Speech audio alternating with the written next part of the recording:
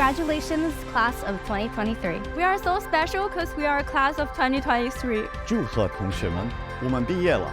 祝贺我们毕业了，我们毕业了，我们毕业了。我们毕业了。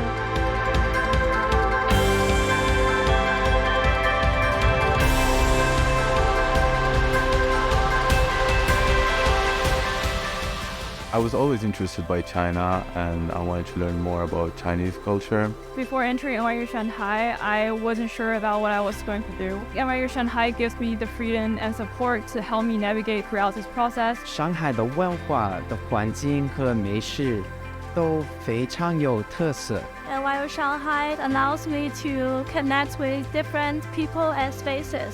Shanghai is such a huge city.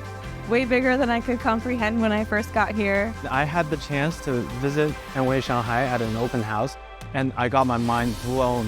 Within one day, I made up my mind, like, this is the place I want to go after graduation.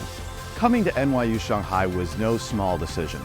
At that time that I came to NYU Shanghai, I had never lived away from home. But through this experience, I learned to meet new friends and become more independent, and through that, I was able to adapt and overcome. One of the best experiences I had at NYU Shanghai was when I was living at Jingzhou in the dorms. And me and my roommates and all the floor mates would get around, do some hot pot, and eat together, and talk about life. 大一第一学期是我最难忘的一个学期，所有同学像一个大家庭一样去上课，去互相帮助。但是因为疫情，我们不得不分隔两地的状态去上课。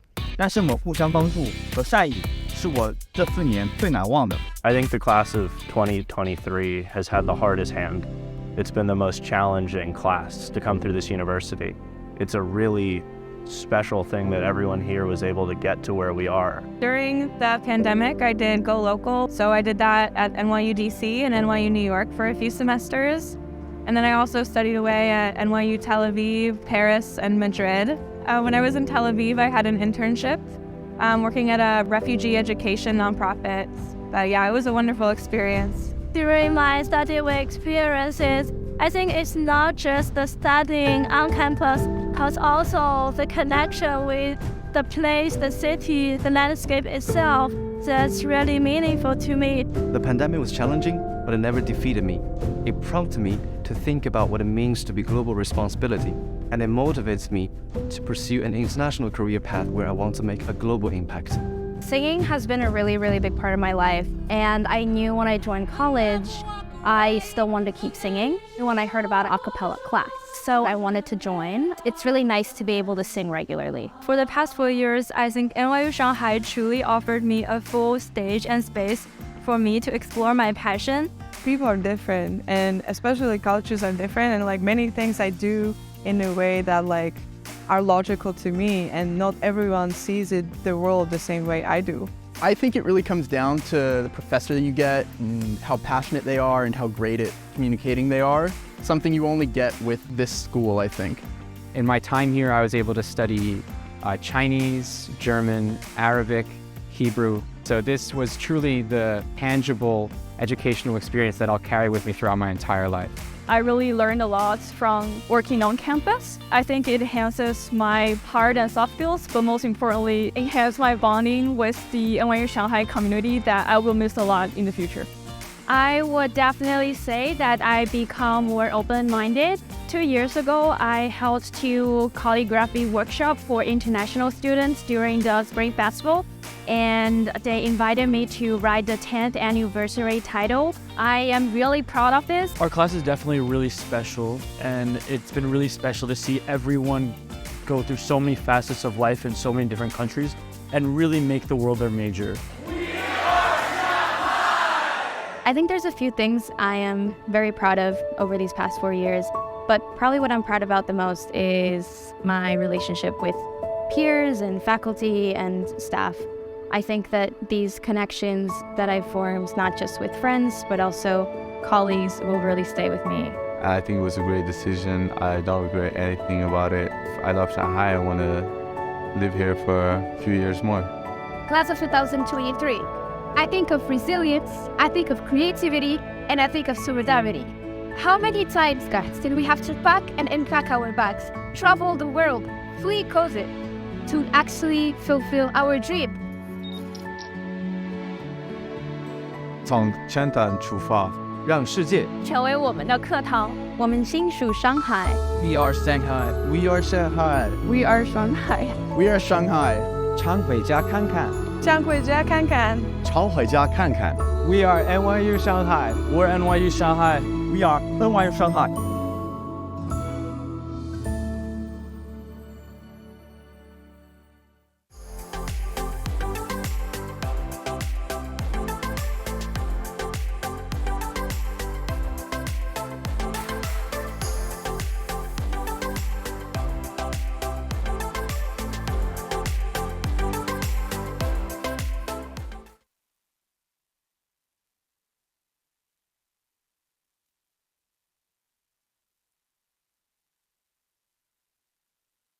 女士们、先生们，欢迎参加上海纽约大学2023届本科生毕业典礼。让我们一起热烈欢迎上海纽约大学2023届毕业生入场。Ladies and gentlemen, welcome to NYU Shanghai's 2023 commencement ceremony. Please join us in welcoming NYU Shanghai's graduating class of 2023.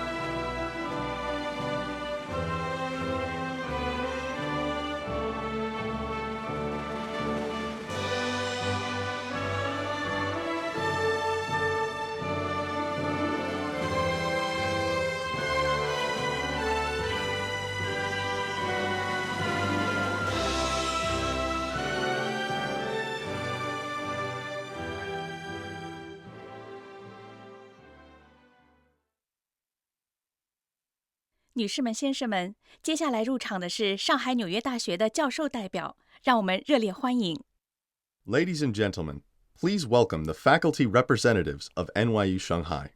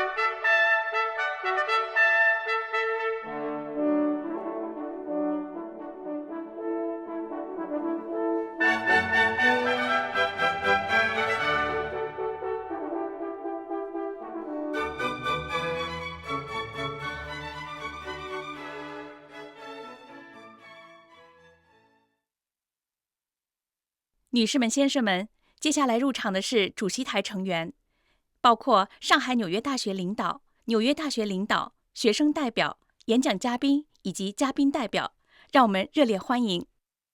Ladies and gentlemen, please welcome the platform party, including the leadership of NYU Shanghai, New York University, student representatives, our guest speakers, and distinguished guests.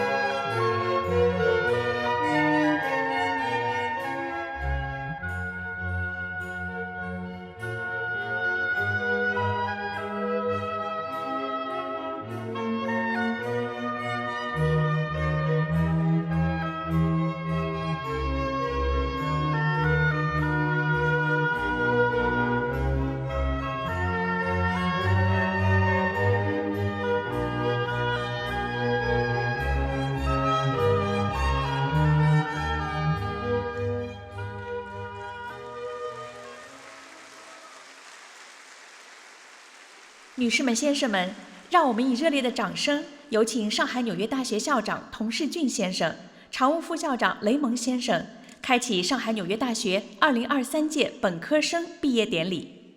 Ladies and gentlemen, please welcome NYU Shanghai's Chancellor Tong Shijun and Vice Chancellor Jeffrey Lehman to open the 2023 commencement ceremony. 各位同学、各位家长、女士们、先生们，欢迎大家来到上海纽约大学2023届本科生毕业典礼的现场。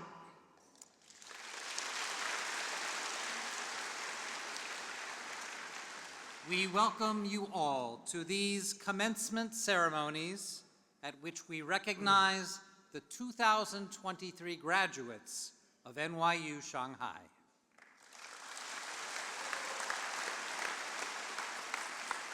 全体起立，奏中华人民共和国国歌。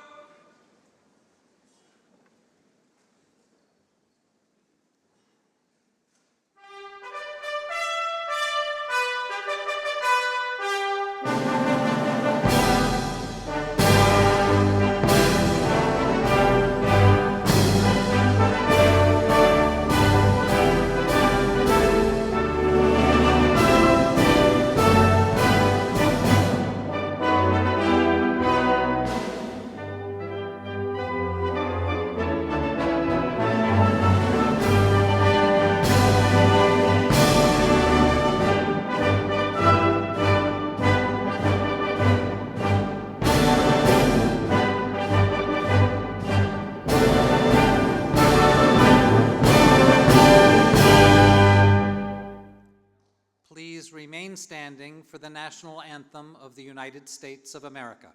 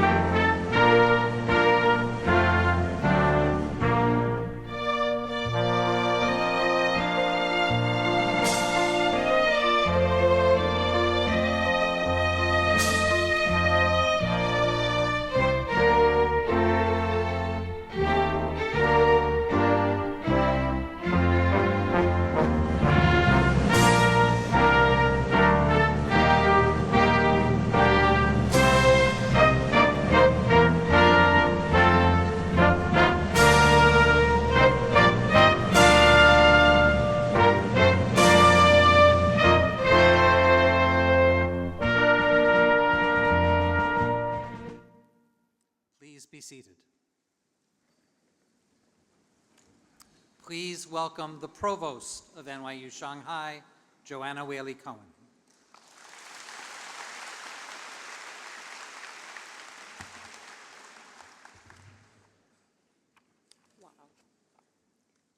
Chancellor Tung, President Hamilton, President-designate Mills, Vice-Chancellor Lehman, friends, colleagues, parents, ladies and gentlemen, salute with me our great students of the class of 2023. Dear students, on behalf of the whole NYU Shanghai community, from the bottom of my heart, I offer you congratulations upon your graduation. We are really, really proud of you for getting to this glorious moment. During your time as NYU Shanghai students, you have learned a lot in terms of knowledge, in terms of skills, and in terms of the values that will guide you as you move forward in life. Yes, you've done it. You've made it. You've got there. But I want to speak to you today less about the past, about all that you have achieved, and more about the future, a future that right now you can only imagine. For imagination, the ability to think about what you do not know and to be continuously creative and resourceful is what will power you through your lives in whatever direction you take. And as we've been saying to you all this time, imagination is also the foundation of creativity. The great physicist Albert Einstein once famously observed that imagination is more important than knowledge, for knowledge is limited to all we know and understand, while imagination embraces the entire world and all there ever will be to know and understand. Imagination is not something limited by culture or education. It is not specifically Chinese or Western or Southern or Northern or anything else. It is everywhere, Everyone possesses it, and everyone should exercise it to the utmost. Over the past few months, imagination has featured frequently in conversations both here at NYU Shanghai and around the world in two completely different contexts that I would like to suggest to imagine that are in fact quite closely linked in unexpected ways. The first context has to do with the great camphor tree that now flourishes in our courtyard and the connectedness of living beings, both humans and plants. As many of you know, this tree, which is 80 or 100 years old or more, was born and grew up in Fuzhou, Jiangxi, and from there, to save it and thousands of its friends from a flooding project, it was moved about 20 years ago to Minhang on the outskirts of Shanghai. Who could have imagined so many mature trees being literally uprooted and moving to a new home like that? And most of them survived. Who could have imagined such a thing? When a generous supporter, the person who saved those trees, offered us a tree for our new campus, this was the one that we chose. And last fall it was uprooted again and moved by the same team of nurserymen that had accompanied it from its old home 20 years earlier and have taken care of it ever since. The tree was heaved up out of the ground by two gigantic cranes and gently placed on a huge truck that brought it over to our campus in the dead of night when there wasn't much traffic, and replanted in our courtyard the very next day. To keep it company, a number of other smaller trees have been planted nearby, and that is what I want to talk about. Most people know that plants cross-fertilize, but we are now starting to learn about what is sometimes called the wood wide web, the vast network of sociability that links plants in ways both seen and unseen, above and below ground, through their sensory capabilities and also through their roots and through intricate, complex fungal networks. Plants and trees, for example, can share nutrients. They can use chemicals and scents to alert each other to potential dangers. They help one another out in countless ways we might not readily imagine. Indeed, who could have imagined such a thing? Who could have imagined not only a massive tree being moved like that, not once but twice, but also who could have imagined what turns out to be the sociability and perhaps even consciousness of trees, that they thrive best with others around them, and that they communicate with one another and with other plants as well. At a minimum, this should get our imaginative selves thinking about connectedness, about the hidden web of help that sustains us through life, and about the ways we can help others in ways seen and unseen, and about the inspirational possibilities that come from what we don't know but might, if we let ourselves, be able to imagine. What, for instance, can the tree itself imagine? Now, all of this brings to mind something else that everyone is talking about, and that is the large language model best known as ChatGPT. What does ChatGPT have to do with imagination, or, for that matter, with an ancient tree? ChatGPT is a probability distribution over sequences of words that is trained using massive amounts of data. Imagination does not figure in to how it functions, but imagination and a reach for the unknown do figure in to humans working out how to use large language models most effectively. For example, ChatGPT always sounds very authoritative, but how do we know that it's actually right? When we assess its response to a question we pose to it, we also have to use not only our knowledge, what we know, but our imagination, what we could know, to gauge the accuracy and usefulness of the response in order to use it to our advantage without getting led astray. We have probably all seen examples of extraordinary, right-on-point ChatGPT responses, and we have probably all seen examples of subtly incorrect responses. The one that said that I had won a prestigious prize that I never won, although I would have liked to have done, or the one that correctly identified an actual work of art but misidentified its location, for instance, or that gave convincing-sounding scholarly references that turn out not to exist. But we should not reject ChatGPT for sometimes being mistaken or misleading. As long as we are open to it and use our imagination, we can partner with AI, not to do our work for us, but to foster our own creativity, by letting it act as a source of inspiration, leading us towards a whole new world of extraordinary possibilities. So on the one hand, a tree, an ancient tree, literally rooted in the past, and on the other hand, the very latest advances in artificial intelligence that many people have called a turning point towards the future in human society. Where do their paths cross? Nature and technology, past and future. Can we imagine what they might conceivably have in common? I will in fact leave that to your imagination, but I want to conclude by sharing parts of a commencement speech that ChatGPT wrote for you at my request in the style of Treebeard, the tree-like creature, or Ent in Lord of the Rings. Greetings, young saplings and fresh shoots. I am Treebeard, shepherd of the forests and protector of all that is green and growing. In this world of steel and stone, where the hustle and bustle of the city can sometimes make us forget the importance of nature, we must remember the true value of trees. Trees are not just plants. They are living, breathing beings that provide us with the air we breathe, the shade we seek, and the beauty we admire. In my forests in Middle Earth, my kin and I watched as the world changed, as the forces of industry threatened to destroy the natural balance, but we stood firm, rooted in the earth, and with the help of our allies, we fought back against the forces of destruction. And so I urge you, dear graduates, be like the trees. Let your roots go deep, your branches reach high, and your hearts be filled with the spirit of the forest. In this world of constant change and uncertainty, remember that the trees are always watching, always listening, and always growing. Let them be your guides and your mentors, and may their wisdom inspire you to be the best version of yourself. So, young saplings and fresh shoots, may the blessings of the tree be upon you always. Congratulations on your commencement from NYU Shanghai, and may your journey ahead be filled with joy, wonder, and a deep connection to one another and to the natural world. Class of 2023, this is me speaking, as you imagine a bright future and how you will contribute to it. Congratulations.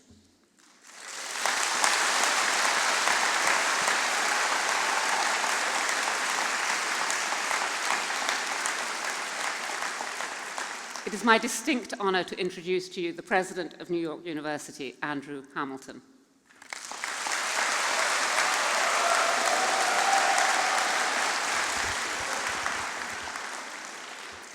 Thank you very much, Provost Whaley Cohen. Chancellor Tong, Vice-Chancellor Laban, distinguished guests, colleagues, family, friends, and most of all, the outstanding, the amazing NYU Shanghai class of 2023. Congratulations to you all. Well done.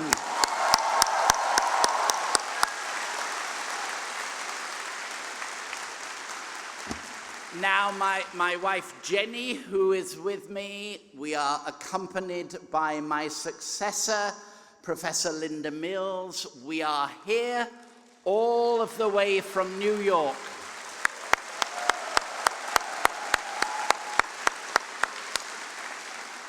We are here all of the way from New York, horribly jet-lagged, but still very, very happy and enthusiastic to be with you all on this special day. We bring greetings from the entirety of NYU to you all, graduating students and families.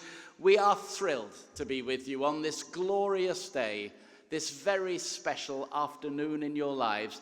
It may be raining, it may be wet outside, but let me tell you, the sun is shining in this room. The sun is shining as I look out at all of you, our graduating NYU students, because the future is bright, because of the role that you will all play in that future.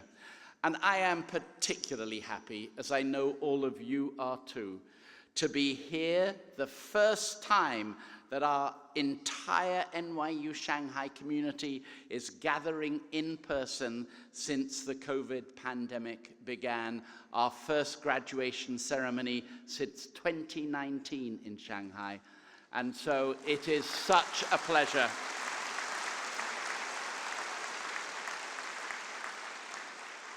And let me tell you, NYU Shanghai is thriving. What an institution you are. What an amazing year you have had. NYU and Shanghai reached a new milestone in its history, opening that magnificent new campus, which nearly doubles the capacity of the previous campus. It provides such amazing academic space, performance space, and yes, athletic space as well, to create the fully rounded student that we know, you all know we are committed to. We are so proud of NYU Shanghai's faculty as well. Nearly two dozen NYU Shanghai faculty were awarded prestigious academic recognition and awards and scholarships in China this year, as well as abroad. 2 of your NYU Shanghai undergraduate courses, including blockchain, cryptocurrency, and money, taught by Professor Ilaf Ilad, and natural language processing, taught by Professor Wilson Tam, were awarded a very prestigious recognition from the Shanghai Municipal Education Commission. They were awarded first-class ranking for undergraduate courses. This is only the second time that NYU Shanghai's professors have been recognized in this way. Your faculty are amazing teachers. And this year, it was wonderful to see Wei Wang, Associate Professor of Practice of Economics, and also Undergraduate Coordinator of Economics, as well as Stephen Eams, who's Clinical Associate Professor of English. Both of them were awarded NYU Shanghai's Excellence in Teaching Award, a very special award for them because it was recognition by students and faculty for outstanding teaching and mentorship. And as I look out at all of you graduating seniors, I see excellence in so many different ways. To see NYU Shanghai students continuing to excel in a remarkably competitive academic environment. We see our graduates earning important fellowships, important grants, important scholarships, like the Knight Hennessy Scholarship or the Fulbright Award, and it's thrilling that we have recipients in the class this year. This is a truly remarkable institution, but at its heart are you, its students. When I look at NYU Shanghai, when I look out at the sea of violet that I see in front of me today, I see a student body that is compelled by a global outlook. You are connecting with the world in truly powerful ways. You are a student body that thrives on learning through differences. And through this period that you've had at NYU Shanghai, and some of you in many other parts of the global network, you have much to be proud of. You have navigated and excelled in your studies during an incredible, an unprecedented, a remarkable time of upheaval that has required your flexibility, your resilience, and your grace. As you go out into the world, as you leave NYU Shanghai this afternoon, perhaps for the last time, hopefully coming back often to visit us, but as you go out into the world and take that next step, I know you will draw often on the knowledge that you have received over these past years at NYU Shanghai, but you'll also draw on your inherent talent and your drive. But let me tell you something else. In the future, you will draw often on the great strength of the NYU Shanghai community. It is a young community, but it is a growing community, and you will see connections around the world with your fellow NYU Shanghai graduates. You will draw on all of these things to make a difference in the world wherever your path leads you. Now, I'm sure you all realize that today is a rather bittersweet day for me, because this will be the last time that I address the NYU Shanghai graduating class. I step down from the president's role and I hand the baton over to Linda in a couple of months' time. But it has been, for me, a truly wonderful graduation season Shanghai is the 17th of 18 graduation ceremonies that I've presided at. We have one more to go in Abu Dhabi on Wednesday. But we have been through all of the different schools at NYU, across to Brooklyn for the School of Engineering. I have to tell you that this farewell tour that I'm on is making me feel like an aging rock star. And here I'm on the international leg of my rock tour. But when I look out at all of you, I see so much to keep my energy level high, to keep me enthusiastic about the future, because NYU Shanghai graduates, you are the future. And as I said at the beginning, the future is bright. So do know that each and every one of you, as you go out into the world, you take with you the very best wishes of Jenny and me and President-designate Mills. But as the president of NYU, and I will not be able to say that for much longer, as the president of NYU, I speak on behalf of the entire community. And I want to tell you, every single one of you graduating from NYU Shanghai this afternoon, you take with you the immense pride of the entire NYU community. Class of 2023, NYU Shanghai graduates, many congratulations to you all and well done.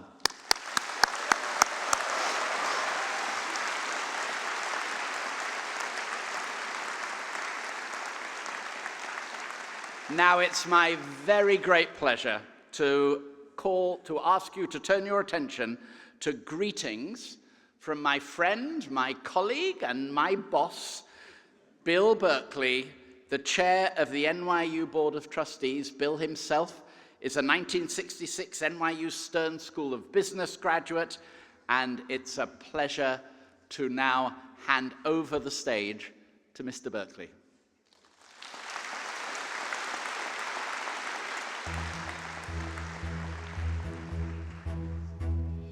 Hello, I'm Bill Berkeley, chair of the NYU Board of Trustees, as well as a proud NYU alumnus.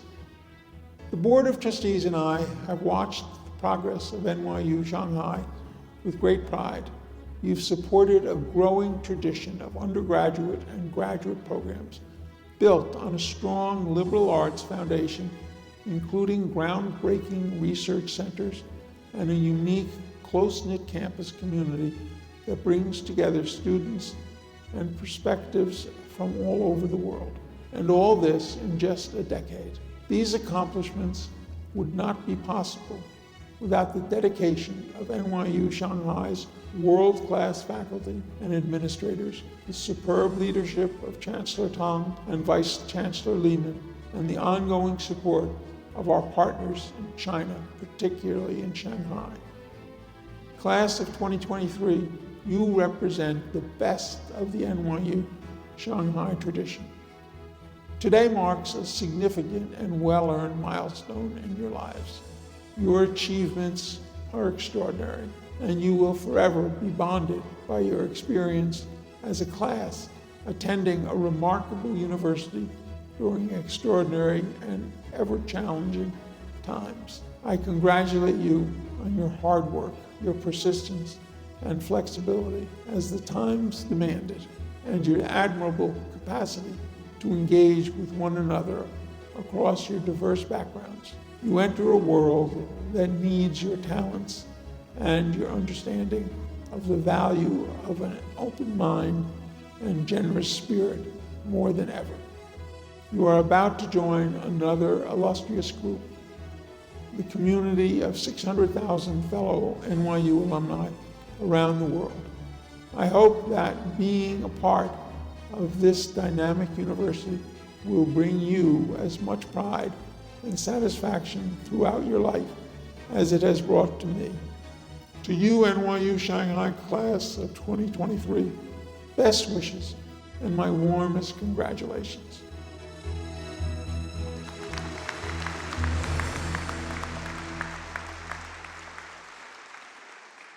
Please welcome our Assistant Vice Chancellor for Student Affairs, David Pei.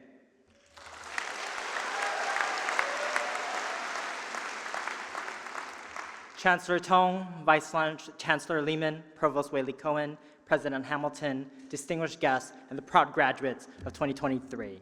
It is my distinct honor to present our two student speakers. Our first speaker, Sun Yunzhe, grew up in China between Beijing and Hunan province. She graduates with a major in neuroscience and a minor in data science with a focus on artificial intelligence.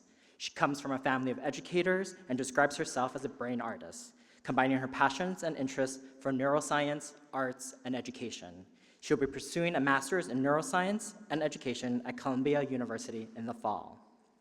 Our second student speaker, William Matthew Dreesen, hails from St. Louis, Missouri, and graduates with a double major in social science in the international relations track and advanced global China studies, with also double minors in Chinese language and philosophy.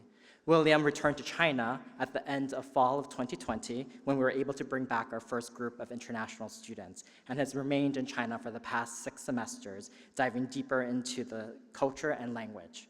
This fall, Will be going to law school with plans to return to China in the future. Let's welcome Yunzhe.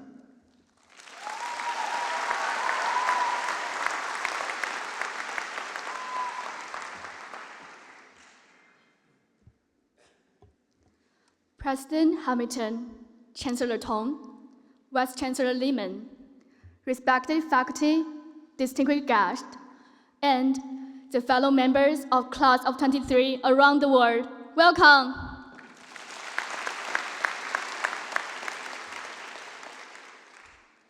Finally, here we are. Under the cloud of COVID-19, we could stand in our newborn campus, excitedly announce that we are graduating.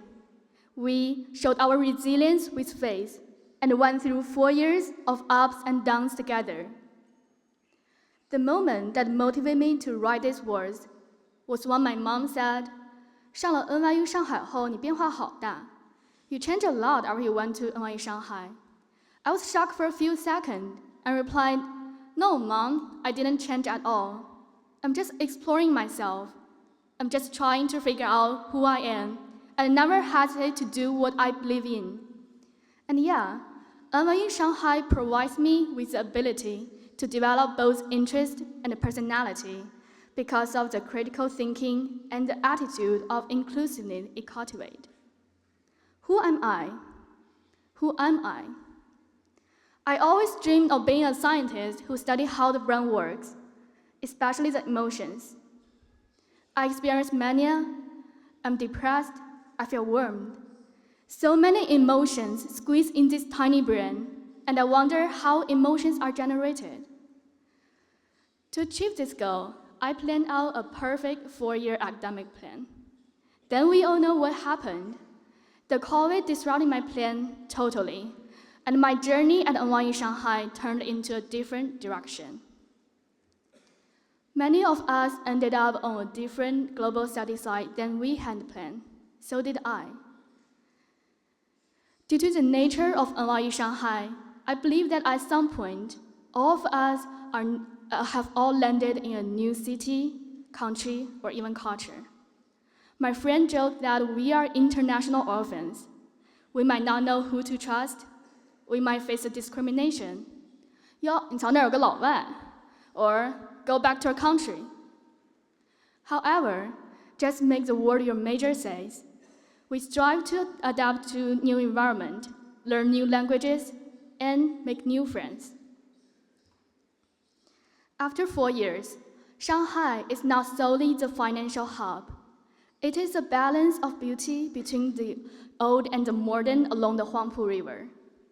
It is a bizarre feeling of in-between cities, and it is a solidarity during the lockdown in February 2022. Abu Dhabi is not solely the simple symbol of richness and oil. It is a kind and diverse city where a little girl in black gown, blinking her eyes, asked me, can we be friends? At New York, even a taxi driver in Beijing asked me with curiosity, New York is really dangerous, right? However, I saw the charming part of New York. This city inclusively embraces almost everyone, and this inclusive spirit extends to NYU, extends to the global study sites around the world. As senior student, we are all used to burying ourselves with completing projects, looking for internships, and planning the futures.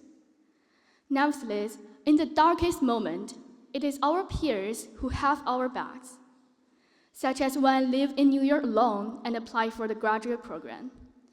My friend hugged me and said, "We are family.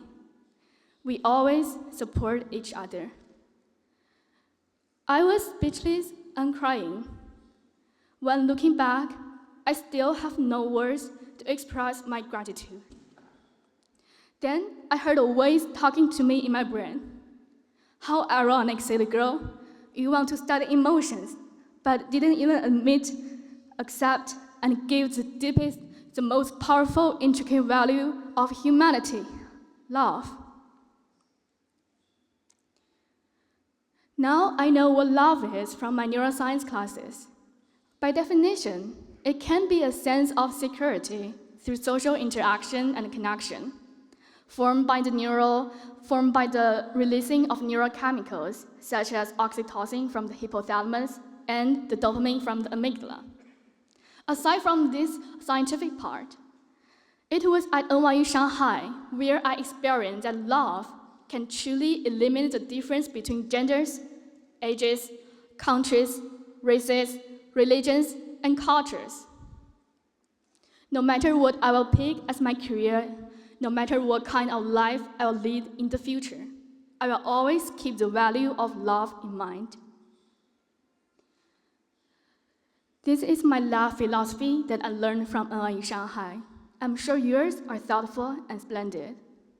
NYU Shanghai has given us a lens to know other cultures and even to better understand human beings. Everyone at NYU Shanghai has guided us in their own unique ways to learn and explore the unknown. Most importantly, thank you to all of the family and friends. Thank you for always supporting us.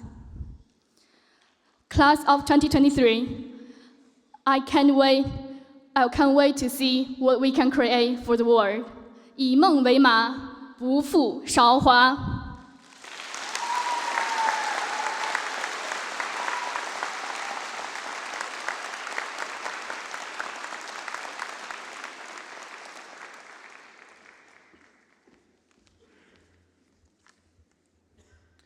尊敬的 Hamilton 校长、Tong 校长、Lehman 副校长、教职员工、嘉宾、家人、朋友，尤其是我的2023届同学们，今天我们一起庆祝过去4年取得的所有成就。能够站在我的同学和教授们面前，我真的很荣幸。我对他们多年来为我个人、彼此以及我们年级所做的一切表示最深切的感谢。我想以一句非常适合这个场合的引言，在文文。夫仁者，即于利而利人，即于达而达人。这是孔子在《论语》中对他的弟子子贡的回应。按照孔子的说法，充分发挥我们的潜能，意味着成为一个仁者。这不仅是为了获得个人的财富，更是为了以天下为己任，设身处地地为他人着想，乐于助人。2023届是最后一届在疫情爆发前就读的上海纽约大学学生，我也是在这4年中经历了最多艰辛的一届。我们这届学生拥有这些经历，毫无疑问，我们已经打开了通往个人卓越和仁爱的大门。首先，我们必须赞扬上海纽约大学这所让个人卓越之路成为可能的学校，它为我们提供了世界一流的教育。培养我们更加具有好奇心和责任感，并且最重要的是创造了一个深度参与的空间。我们学会了通过不同的视角看世界，在这个视角下没有界限，语言、文化和愿景是关键。本学年早些的时候，在我去北京的一次旅行中，我突然领悟了这4年来我所经历的所有进步和发展，特别是我对汉语的掌握和对中国文化的适应。我认为这是最重要的。我们这些国际学生和中国学生都经历了学习外语、出国留学以及冒险去国外大学学习的过程。我有次坐上一辆出租车，司机是一位北京老大爷，他问了我一些外国人通常被问到的问题。然而在汽车结束时，司机说了一些真正打动我的话。他说：“你可能看起来和我们不一样，你可能来自不同的国家，但在我心中，你是个中华人，一个同胞。我们都曾以这样或那样的形式经历过这种的时刻，在与不同于我们的人的建立联系时，有那样一个时刻，这些不同并不重要。我们可以将人与人联系起来，展现我们最真实的自我。我们都拥有一个共同的愿景，一个将我们联系在一起的愿景，一个让我们兴奋不已的愿景，一个定义我们学校社区的愿景。这个愿景是全球性的，让来自世界各地不同背景的人们可以聚集在一起，进行合作，无需受到文化、种族或性别障碍的情况下进行合作。我们是这一愿景的守护者，并且具备在本世纪实现这一愿景的能力。我想用一个类比来描述我们的学校和社区的意义。请首先朗诵一首唐代最著名的诗人之一王维的诗作，标题是《辛夷坞》。木末芙蓉花，山中发红萼，近乎寄无人，纷纷开且落。就像玉兰花一样，我们在这所学校度过仅4年的时光，我们在这儿成长并绽放出我们现在的学者风采。但我们就像花朵一样，我们会从我们的树上落下。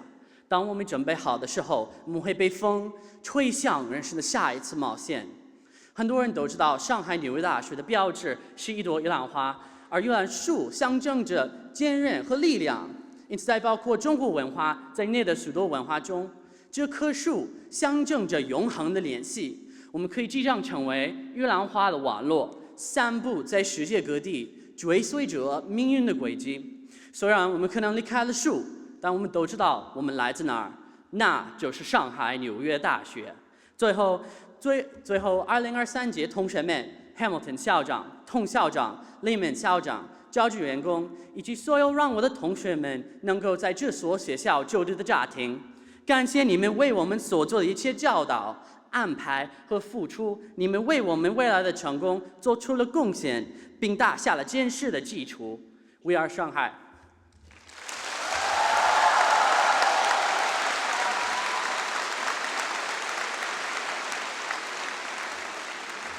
Wonderful speech. I'm very proud of our students. Distinguished guests, members of the class 2023, parents, colleagues, and everyone who has worked for the first cohort of NYU Shanghai students, graduates team from our newborn campus, and everyone who could luckily call each other 同学 over the last 4 years. Good afternoon and good commencement.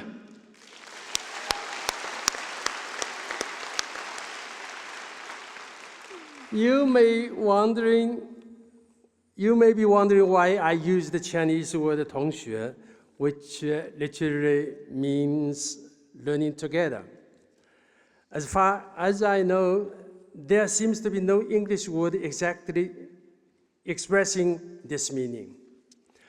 When Cai Yuanpei, the legendary president of the Peking University of the 1910s and 1920s, invited Liang Shuming, one of the most important Chinese philosophers in my mind in the 20th century, to teach Indian philosophy at the Beida at the age of 25. Cai managed to persuade the hesitating Liang by saying this. He said, "You may well come to learn together with others, rather than to teach others. 你不要是当老师来教人，你当是来共同学习好了。Learning, of course, is different from teaching. But the best way to learn is to teach, in my view.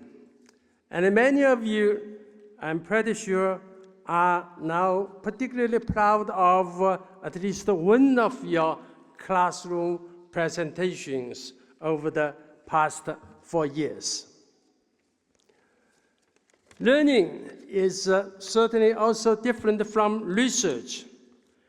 But the best way to learn is to do research. That's also my experience.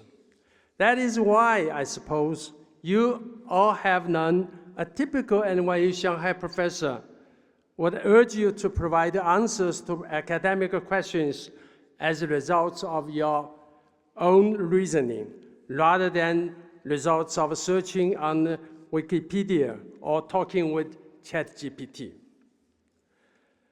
Learning is naturally also different from other activities such as designing a building or running a business. But to some degree, the best way to learn is to be a practitioner, to be a university administrator, for example, especially if you want to better understand important concepts such as rationality and reasonableness, and the important difference between, for example, the ideas of moral justification and moral motivation, or between issues concerning what I'm supposed to do and what I'm going to do. Among the things I have hopefully learned most about here at NYU Shanghai, together with you, are concerned with particularly two questions. On the one hand, how to get the most out of the resources available to us. On the other hand, how to avoid turning our advantages into our disadvantages. Mentioning the rich resources available to us at NYU Shanghai, we may easily think of the online and offline academic resources of our school, including our wonderful new campus, including its wonderful facilities for science, sport, and art. These are certainly very precious and important resources.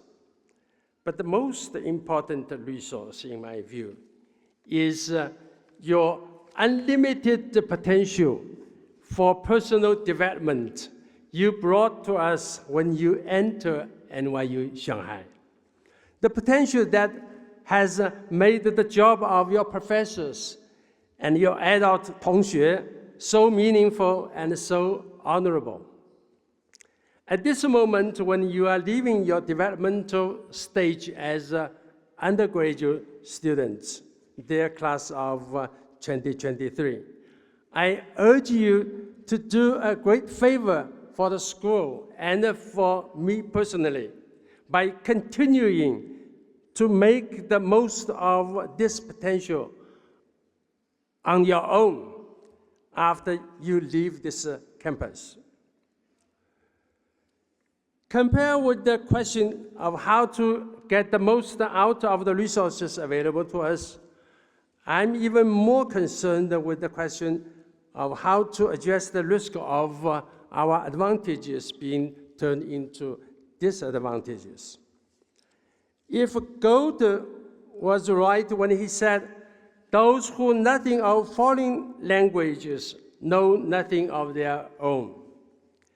If Rousseau was right when he said, "Whoever has seen only one people does not know man. He knows only the people with whom he has lived." Or if Confucius was right when he said, "Is it not pleasant to have friends coming from afar?" The advantages of NYU Shanghai as a Sino-foreign collaborative university where students graduate fluent both in English and in Chinese, and where students spend their university lives together with their cheating fellows from countries all over the world, is almost next to nothing, next to none in helping a young person to become a citizen of the world rooted in his or her own cultural tradition. But this kind of advantage will not materialize automatically. Without the great efforts from all members of us, there will remain advantages in theory but not in practice. Being a student of an international school, for example, not to speak of being a student from other countries, can easily become an excuse for knowing too little about the school's host country or the local community. Similarly, being a student of an international school, not to speak of being a native student from a particular country, can easily become an excuse for knowing too little about the outside world. Theoretically speaking, an international school like NYU Shanghai was designed to help students to better understand both their native countries and their other parts of the world. Or borrow a phrase from John Stuart Mill, a British philosopher of the 19th century, to help students not to only know their own side of the question. That's a quote from his very famous book on liberty. But again, an advantage in theory is not necessarily an advantage in practice. And in my role as the Chancellor of NYU Shanghai, if I have really learned something in these years, my duty is to do my best, together with my colleagues and all of my 同学 in the school, to turn our theoretical advantages into practical ones. And here is one more plea from me to you, my dear students of the class of 2023. I hope you will continue to do your best after this ceremony to show to yourselves as well as to other people that NYU Shanghai has successfully taught you how to make constant efforts to know better and better both sides of any relevant question, from both sides of the golden silver shield in the story, my favorite story, 金银盾, to both sides of those international affairs that are developing day and night and will affect every one of us and even every one of our fellow human beings in the future. Talking about the future of humanity, we can never exaggerate the importance of a school like NYU Shanghai as an international learning center, and the importance of a group of people like NYU Shanghai graduates as both the beneficiaries and the promoters of human learning at the international level. While in recent years, some people like to talk about that part of the human history where, I quote, 11 of 15 cases since 1500, the year of 1500, where a rising power emerged to challenge a ruling power, war occurred. I rather prefer to quote from another British philosopher, Bertrand Russell, who in the same book in which he predicted more than 1 century ago that China is capable of being the greatest power in the world after the United States. He had another kind of historical narrative. He said, contacts between different civilizations have often in the past proved to be landmarks in human progresses. Greece learned from Egypt, Rome from Greece, the Arabs from the Roman Empire, medieval Europe from the Arabs, and the Renaissance Europe from the Byzantines. That's his historical narrative, which I like best. Here, but Russell appears to be talking about a more or less one-way learning. But learning between different countries in our times does not need to be only one way. It can and should rather be mutual and reciprocal. The key point is this: from mutual and reciprocal learning processes, like the ones practiced and promoted here at NYU Shanghai, there comes no zero-sum game. I have to stop here. After all, at this moment, your learning experiences and your learning achievements should be the focus. All I want to share with you is, in addition to my most sincere congratulations, is my most sincere hope that you will have a future as lifelong learners and promoters of the lifelong learning for the people you have the honor to serve in the future, and that you will constantly prove the value of having studied at NYU Shanghai thereby. Thank you all for your attention. Thank you.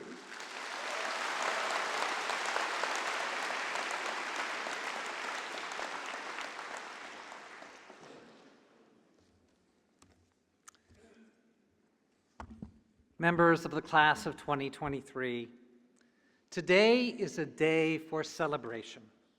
After a challenging 4 years of undergraduate education, you are going out into a renewed and more hopeful world. I would like this afternoon to share with you 2 modest suggestions that might together be of some assistance as you greet the surprises that await you in the next chapter of your lives. My first suggestion is that you continuously expand your capacities for understanding and for innovation by reading literature recommended to you by people you love. Let me share a personal example. Before my mother passed away in 2019, she suggested I read a book called Angela's Ashes by Frank McCourt. My mother had been born to Irish Catholic parents in New York City. Frank McCourt had been born to Irish Catholic parents in New York City 2 years after my mother. While my mother grew up in New York, McCourt's family moved back to Ireland when he was 4 years old, and that is where he spent his childhood. Angela's Ashes is McCourt's memoir of those childhood years. He did not write it until he was in his 60s, and the book earned the Pulitzer Prize for biography and autobiography. Angela's Ashes is heavy with poverty, alcoholism, depression, disease, and death.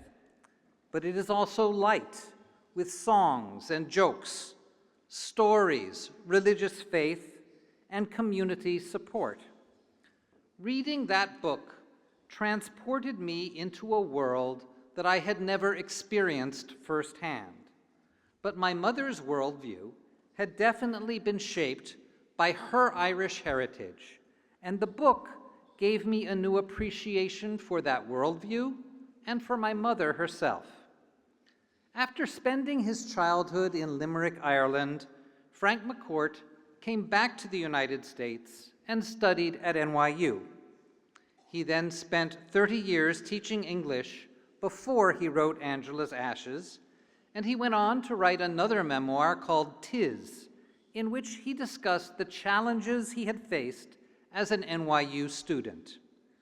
McCourt had been older and poorer than most of his NYU classmates. In Tis, he talks about how self-conscious he had been speaking English with an Irish accent. He talks about how self-conscious he felt, having been raised in a different culture from his American classmates. On his graduation day, Frank McCourt knew that his NYU education had changed him. The classes he had taken, the books he had read, and most of all, the classmates he had gotten to know. They had changed him so much that he would be writing books about his experience 3 decades later. Today, on your graduation day, I am confident that your NYU Shanghai experience has changed each of you. The classes you took, the books you read, and most importantly, the classmates you got to know who had grown up in different cultures from the one that you grew up in. Looking to the future, I encourage you to build on those changes with more and more books that open your minds to worlds that you have never experienced directly and that deepen your understanding of people you love. My second suggestion builds on an idea that has been well described by Professor Paul Romer, who taught GPS at NYU Shanghai back in 2013 and went on to win the Nobel Prize in Economics. 5 years ago, Professor Romer wrote a blog post in which he talked about the difference between complacent optimism, believing that good things will happen even if you don't do anything, and conditional optimism, believing that if you do the work, then good things can happen. The blog post was about climate change, and Professor Romer argued that the right kinds of social policies can motivate people to do the work, to innovate in ways that are beneficial instead of harmful. But I think his discussion of the power of conditional optimism suggests a useful attitude towards all of life. It reminds us that we have the agency to innovate, and it reinforces the hope that our innovation can be a force for good. Conditional optimism is, after all, the attitude that leads scientists to keep discovering cures for deadly diseases.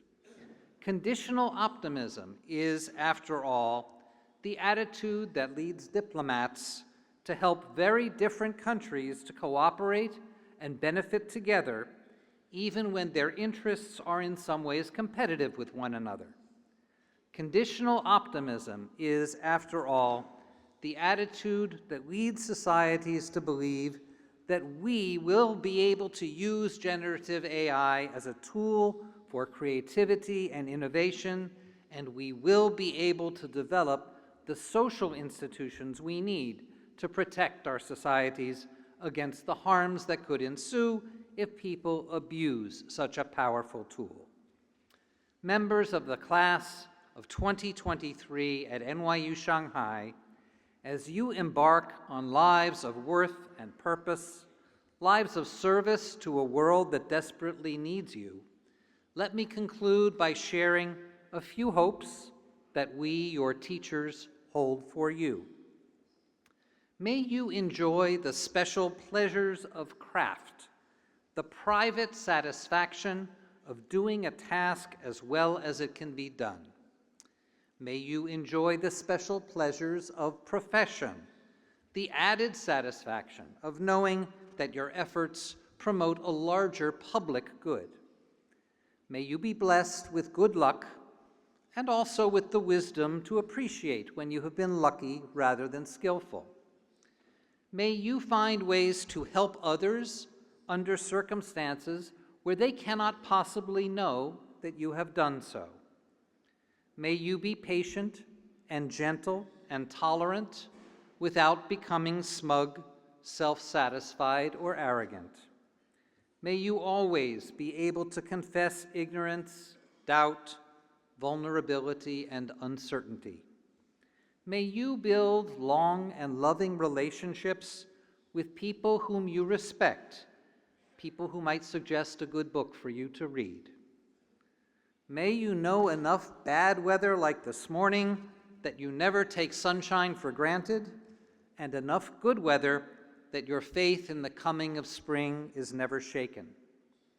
May you be able to travel frequently beyond the places that are comfortable and familiar, so that your appreciation for the miraculous diversity of life grows ever stronger.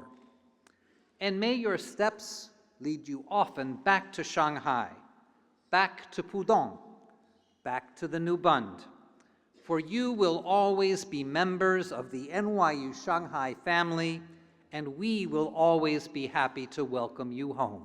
Congratulations.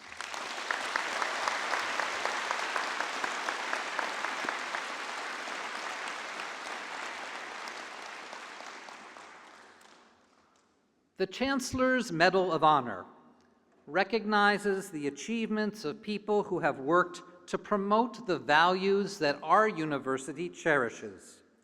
We are proud to be able to present the Chancellor's Medal of Honor to Ambassador Cui Tiankai.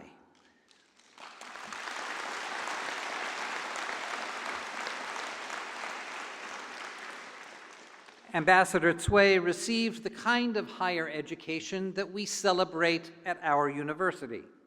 Here in China, he studied at what is now called East China Normal University and also at what is now called Beijing Foreign Studies University. In the United States, he earned a master's degree from the Johns Hopkins University. Throughout his extraordinary career, Ambassador Cui used his education to serve as an effective bridge between China and the rest of the world. Among his many postings, he served as Minister Counselor at the United Nations, as Vice Foreign Minister, as China's Ambassador to Japan, and from 2013 until 2021, as China's Ambassador to the United States. I now invite Chancellor Tong to present this year's Chancellor's Medal of Honor to Ambassador Cui Tiankai.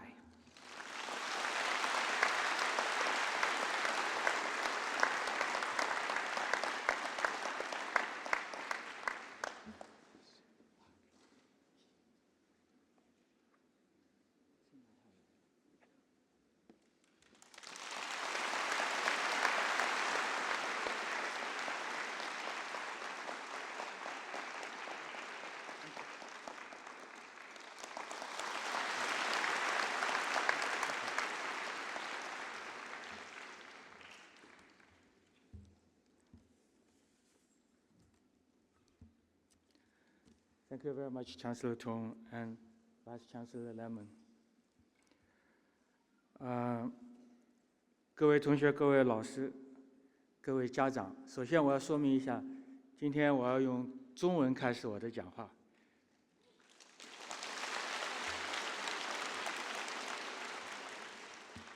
因为上海是我的出生地，我想用我母亲教我的语言开始讲话是比较合适的。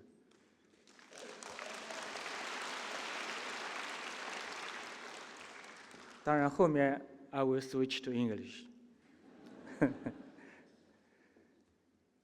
今天非常荣幸能够到上海纽约大学来参加这样一个隆重毕业典礼。对我来说，今天能够来是双重的荣幸，因为我的本科 undergraduate 是在上海师大念的，当时跟华东师大是一个学校。我的研究生是在华东师大念的。 然后纽约是我去过的第一个外国城市。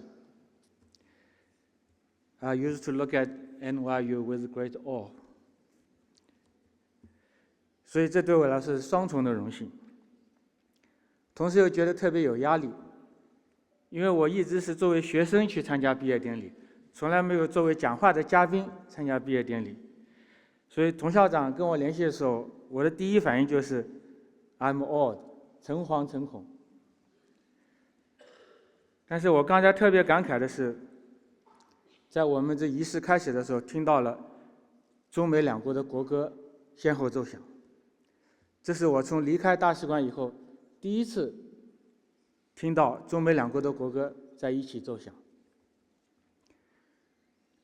这证明我们两国在一起做正确的事情，做建设性的事情。我希望这能够成为一种常态，而不是例外。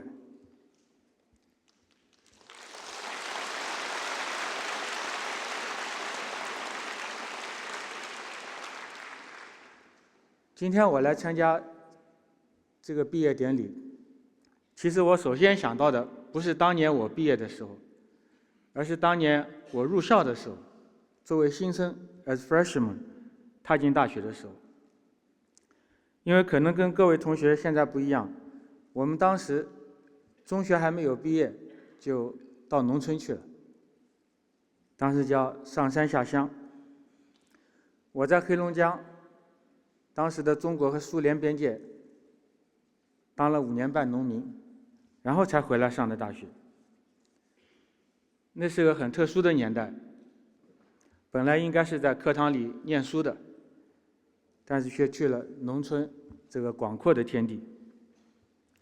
当然对那一段历史已经有了定论了，但是对我自己来说，那5年多在农村这个所谓社会大学的经历，尽管也吃了苦受了累，对我的人生带来了很多的教益。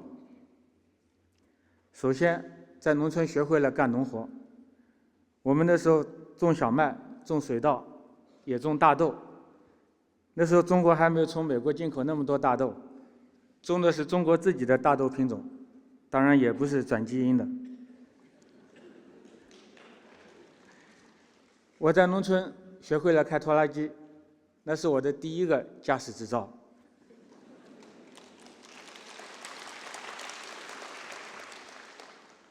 在农村也懂得了要爱惜粮食，改掉了我们城市小孩很容易养成的挑食的毛病。当然最重要的，了解了中国的农村，中国的农民，也体验到了贫困。农村这几年对于我以后深刻认识国家的发展、民族的兴衰、人民的向往打下了很好的基础。这些在课堂里可能是学不到的，所以这几年我们国家实现了脱贫攻坚的目标，我觉得特别来之不易，意义也特别重大。记得2015年9月份，习近平主席到美国进行国事访问，他在西雅图发表了一个重要的演讲。他讲到当年他也是作为知识青年，在陕北的梁家河看到了老百姓的贫苦生活，他就下定决心，将来要带领人民群众摆脱贫困，过上美好的生活。习主席讲的这个故事，当时打动了在场的所有的中美双方人士。我当时听了，也特别有共鸣，因为我觉得他讲的就是我们这一代人的人生，我们这一代人的心愿和使命。所以应该感谢我在农村的岁月，让我能够懂得这一切。所以我今天要跟大家分享的第一点就是，我们是生活在一个文化丰富多元的世界上，但是我们首先要懂得深入了解自己的国家、自己的民族、自己的人民、自己的文化，这是我们的根所在，根深才能叶茂。在这个基础上，我们当然要以开放的心态去学习了解不同的文化、不同的国家。Now let me try to switch to English. My second point is the openness and the curiosity to learn and appreciate other cultures, different cultures. I have been lucky in my life. I was a United Nations employee for a few years and was a diplomat for about 4 decades and was an international student in America for a couple of years. And I lived and worked in both the United States and Japan for almost 16 years. And during my career, I visited dozens of countries. That gave me the opportunity to be exposed to different culture and broaden my horizon. In particular, my days as a student in America made a special impact on my life and on my career. My major was international relations, so I took a few courses about the early history of America, including its foreign policy, how people left the old continent, came to the new world, how they dealt with the European powers, Britain, France, and others. So I was very much impressed by the strong will and pioneering spirit of the early American settlers. But also from these courses, I learned a lot about the fate of the American Indians. Then I came to realize how ugly and bloody these early years were for the American Indians.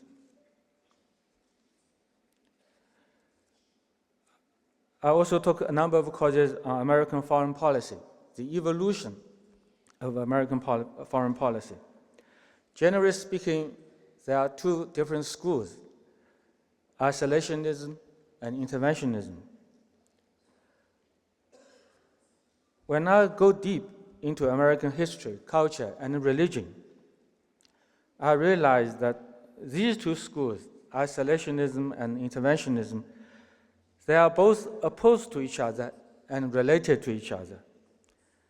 Perhaps we can trace both back to American exceptionalism. Of course, I spend most time studying American policy toward China. I acquired a clearer and more sophisticated understanding of what the so-called open door policy actually meant. And I was fascinated by two groups of Americans, merchants and missionaries, the role they played and the interests they represented in US policy towards China. Of course, I also read a lot about the days when our two countries were fighting against fascism together in the Second World War. Today's China-US relations are very different from then, but we still can see the legacies. And as a student, I have the opportunity to make friends with my fellow American students. I really like them very much. They are so hardworking, innovative, and independent. They even taught me how to accomplish the impossible task of finishing the reading list our professors gave us every week. Of course, when we study or work in a different country, we must go outside of classroom or office building to try to get in touch with the real people as much as possible and see as many places as possible. I have been to close to 40 states in the United States. If it not were for COVID and the new restrictions on Chinese diplomats, I could have visited all the 50 states. When I first arrived in New York City, people told me, New York City is not America. Then I moved on to Washington, D.C. Again, people told me, Washington, D.C. is not America. So I was rather puzzled. If New York City and Washington, D.C. are not America, then what is America?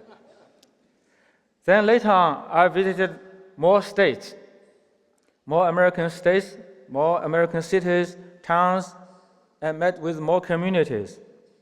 I had meetings with business leaders as well as blue-collar workers. I met with professors and scholars in universities and think tanks. I also had meetings with farmers in Iowa, ranchers in Montana. I get in touch with many average Americans, as well as so many politicians, maybe too many politicians.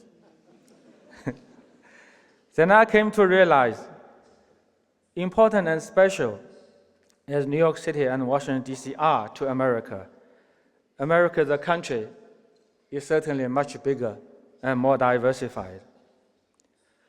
So today, I'm still observing what is happening in America, trying to understand real America and real Americans, not only the political drama every day, but also the more fundamental forces at work.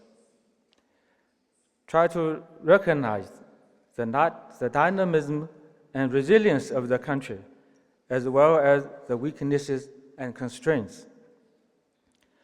Try to understand what has united people of different ethnic cultural origins together in the United States, and what is dividing them today. I believe what is important is to reject any bias and preconception, and do not jump to conclusions. We should be open to observe, to learn, to understand, and to appreciate. And we should be ready to adjust and correct ourselves. And in the same spirit, I would strongly recommend that our international students here make best use of your time at NYU Shanghai to have a better understanding of China, its history, its culture, the society, and the people. Of course, China is a big country like the United States. There are different places. But you are lucky that NYU Shanghai is located in Shanghai. Shanghai is a very special, very unique city. It played an important role in contemporary Chinese history. I guess you may have all been to the site where the Chinese Communist Party was founded, and the wonderful place Xintiandi next door to it, in the same style of Shanghai traditional architecture.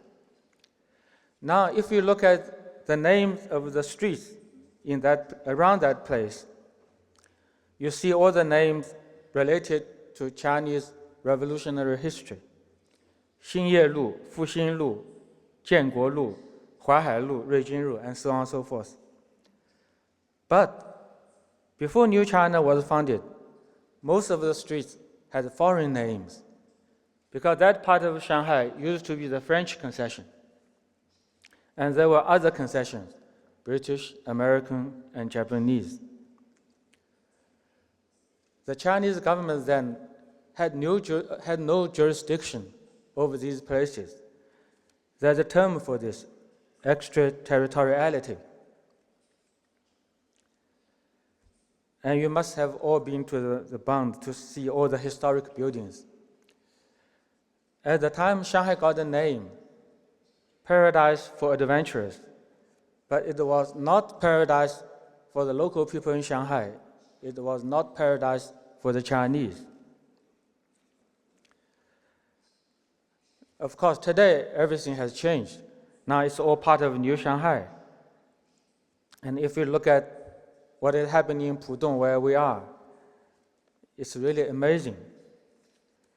So, the two sides of the Huangpu River embodies an important part of contemporary Chinese history.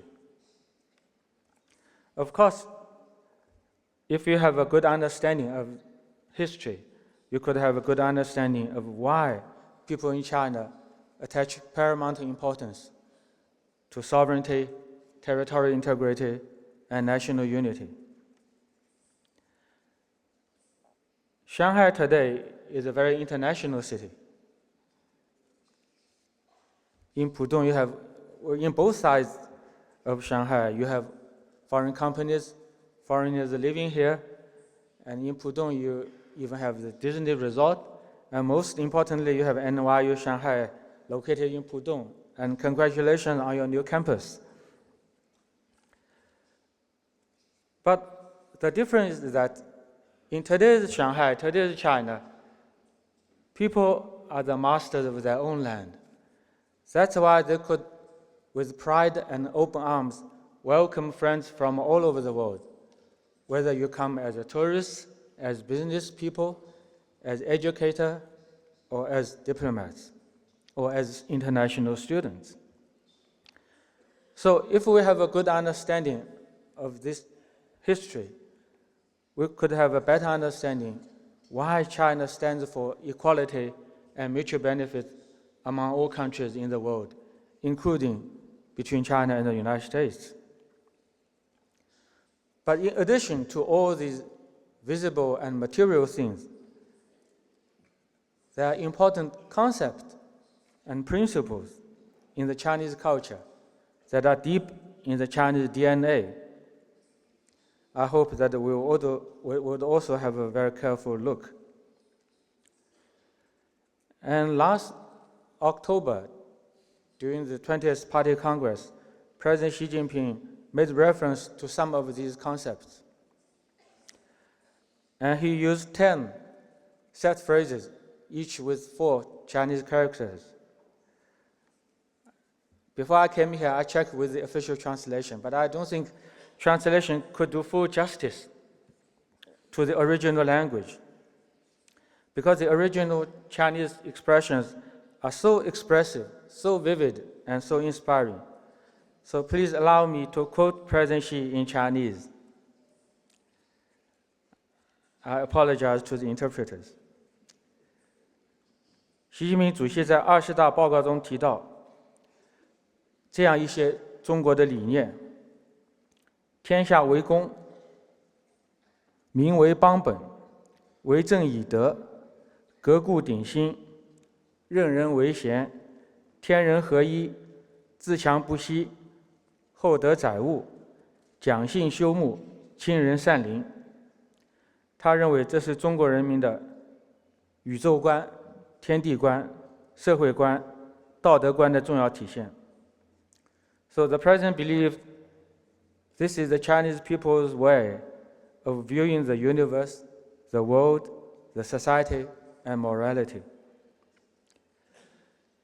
So a good understanding of these values, of these concepts and principles, will help us to understand why China has chosen its development path, why China is pursuing Chinese modernization, and why China on the global stage is advocating building a community of nations with a shared future.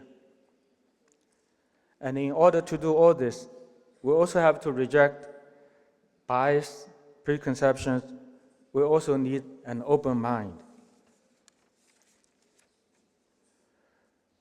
Cross-cultural study will help us to have a better understanding of the past and the present, both of our own culture and others. But our goal should be to build a better and common future together. And that will be my last point, different cultures for a shared future. Of course, this is a very big subject. I will only touch upon 2 points. First, in today's world, can different cultures still live together in peace, learn from each other, and build a future together? We are living in a really interesting time. Technically speaking, people are better able to connect with each other. It has never been easier for people to get connected with each other than before. But the reality is, the world seems to be more divided. The divisions are not between countries, but also within some countries. The wealth gap, the ethnic problems, the polarization of politics, and what they call identity politics. So can we still hope and work for a common future together? I think the answer is yes. It's not only a hope, but a must. First, the humanity is faced with a number of common challenges, regardless of culture, race, political system, or ideology. We are confronted with climate change, infectious disease, natural disasters, and a growing number of other global challenges. No country can handle all this single-handedly. And no country can expect to enjoy stability and prosperity while the rest of the world is in chaos. Number two, people in all countries have similar dreams, similar aspirations for their future, regardless of culture, race, political system, or ideology.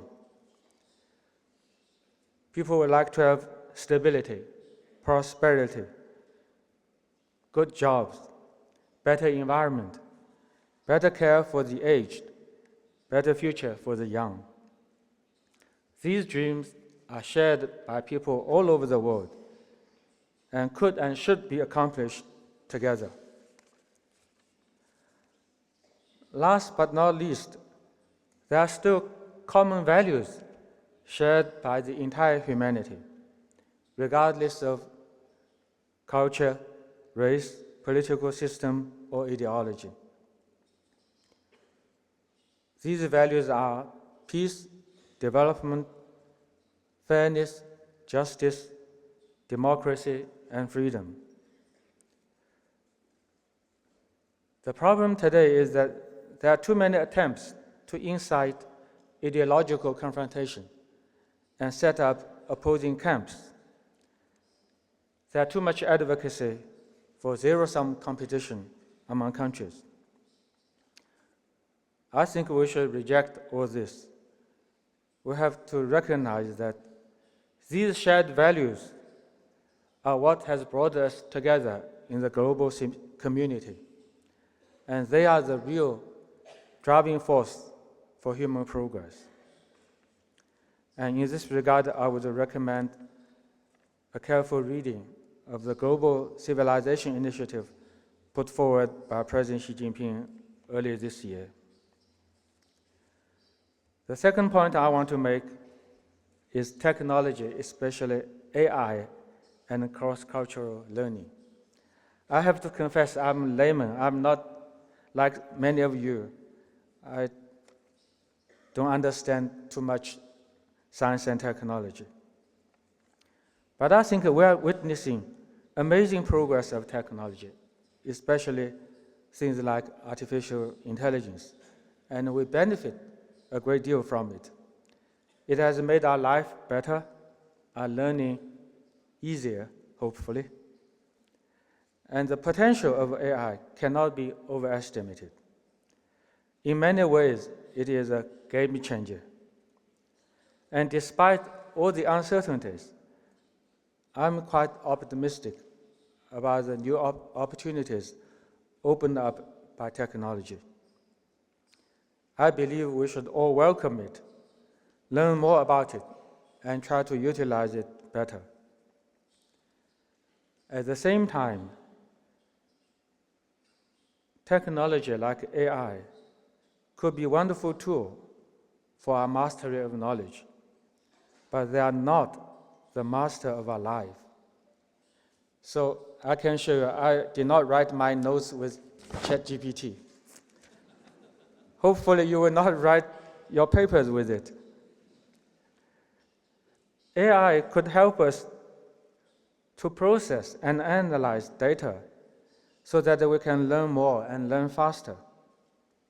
But we still have to use our own brain to judge, to understand, and to appreciate.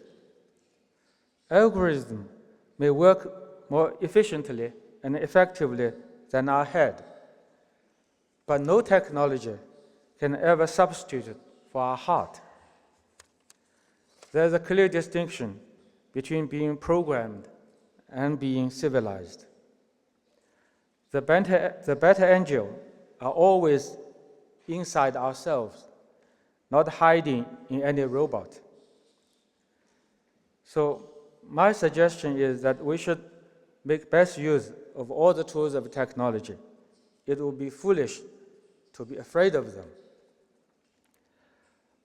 But we should still try to learn, understand, and appreciate our own culture and other cultures conscientiously and wholeheartedly. Engage in cross-cultural exchanges with an open mind and with real people. Today, I understand commencement is a very important juncture for the graduating students. It is a symbol of your success at NYU Shanghai, and it is also a starting point of a new journey in your life. So let me congratulate you all and salute you all. Many years ago, when I was doing my graduate study at East China Normal University, the first American movie I saw was The Sound of Music. I guess many of you may be familiar with that. It was a beautiful movie with beautiful music and very touching story. So let me try to borrow a few lines from the lyrics of that movie to express my best wishes to you. And these lines are very encouraging and positive. They go like this: climb every mountain, ford every stream, follow every rainbow, till you find your dream. So I'm sure, starting from NYU Shanghai, you will start a new journey. You will climb all the mountains ahead. You'll be bold in your dreams, and you will make persistent efforts till you find your dreams. So let me wish you that all your dreams will come true. You will build a better future, not for yourselves, but for the rest of the world. Thank you very much.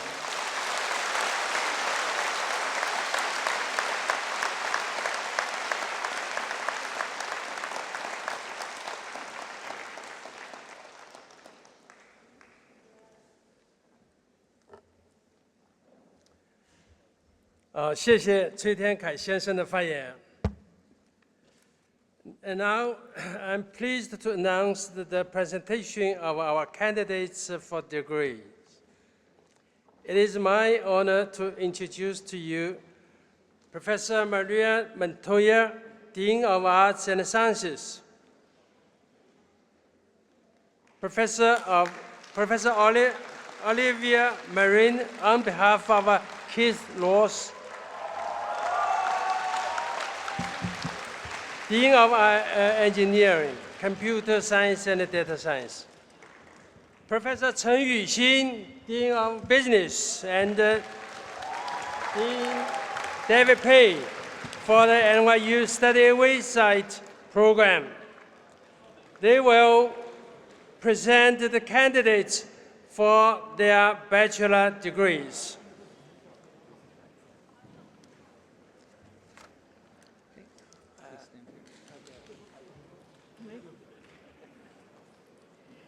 Class of 23, you ready?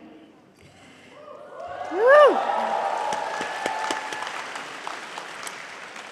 Chancellor Tong, Vice Chancellor Lehman, Provost Whaley-Cohen, and President Hamilton, I am pleased to present to you the 195 candidates for bachelor's degrees in arts and sciences at NYU Shanghai.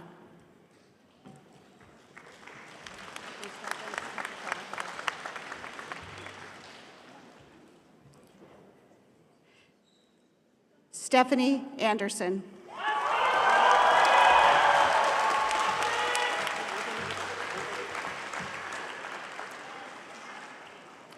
Finn Moritz Bader.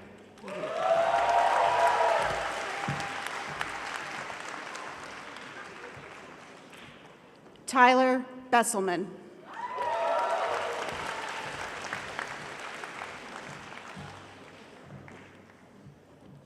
Leah Rudha Bien.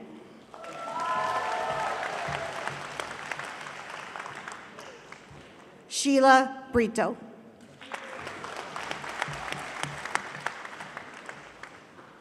Kiara Amy Brulamachi.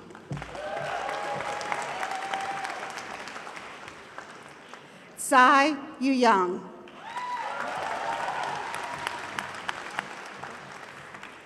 Zhao Yiyer.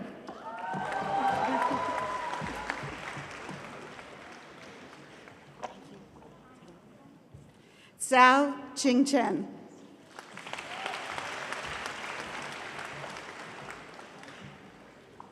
Caitlin Jade Chan.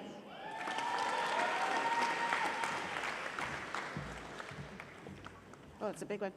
Alan Lechung Chow.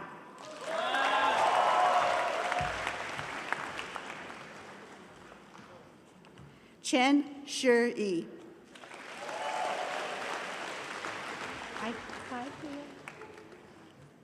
Chen Yijia. Up there? He's over there. Chen Kuntian.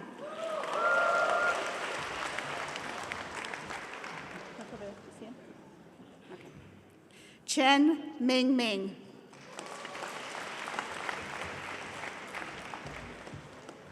The photographer. Do you see him over there? Do you see the photographers over there? Okay. Wave to your parents. Yuming Chen. Hi, Alex Chung.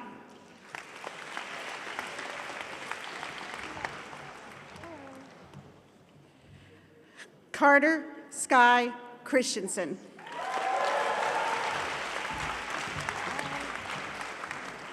Abigail Elizabeth Clark.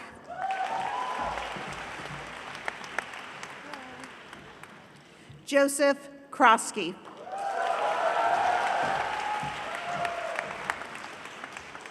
William Matthew Dreesen.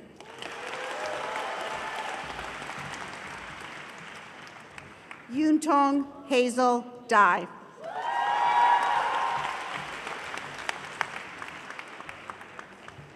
Dong Shu Wen. Oh, I love that. Jiayin Mia Fan.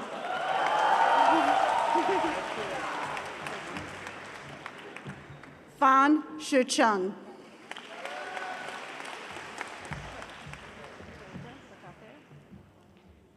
Feng Boning.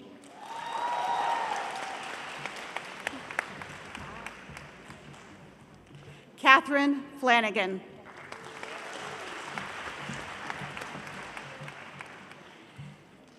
Nicola Guy Dushova.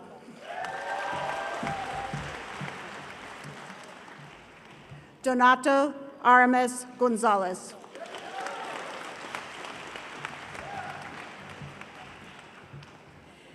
Gu Kunan.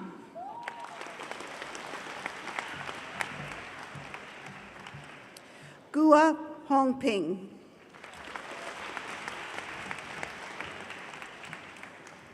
Jack Howe.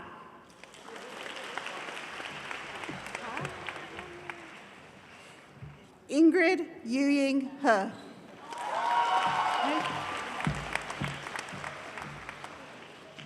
William John Howard.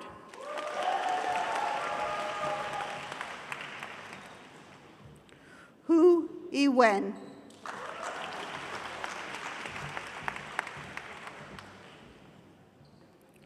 Ricardo Hu.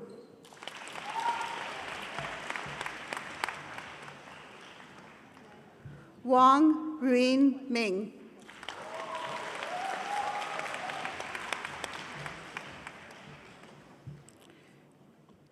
Zhe Jeha Wanglin.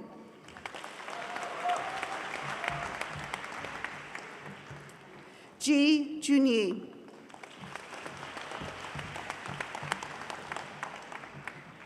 Rebecca Jiang.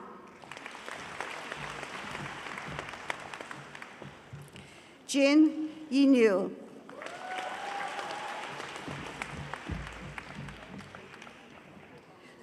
Nicole Stephanie Kim.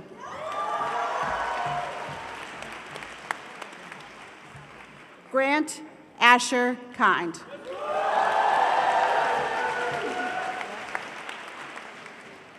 Samuel Ross King.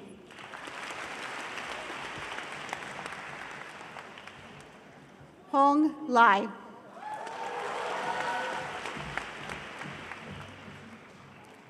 Lee Dunn.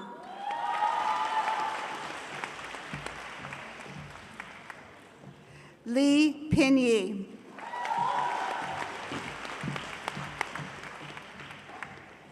Ife Fei Lee.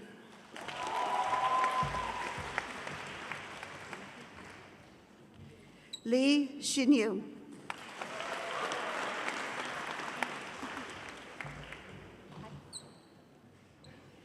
Liang Qi.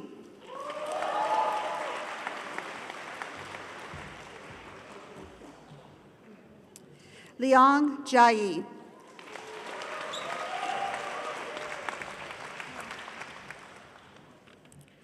Hong Quan Liu.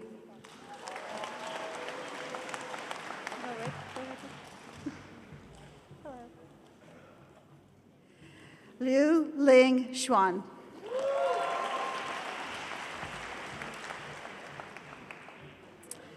Xinyu Carrot Liu.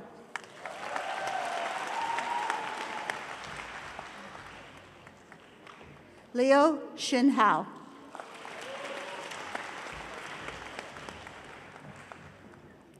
Liu Yutong.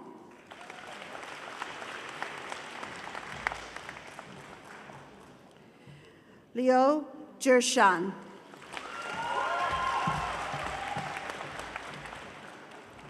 Ma Zhenyu.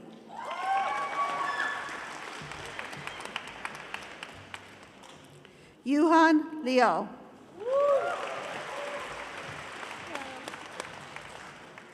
Ariana Lopez.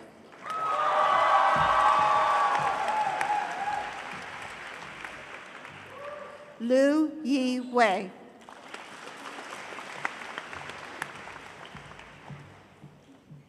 Lu Yinyin.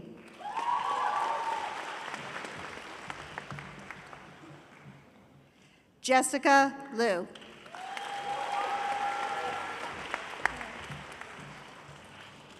Lu Shan.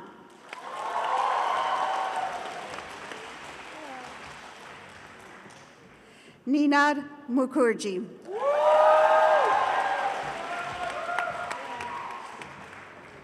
Julian Nelson Roundtree.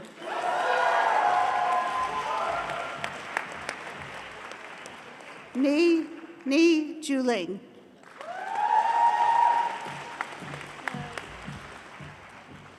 Hannah Leah Owen.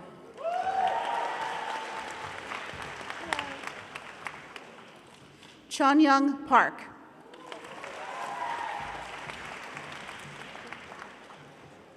Peng Qingyu.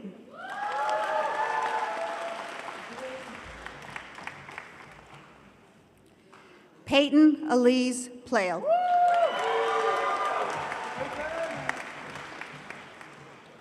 Chiao Lanchuan.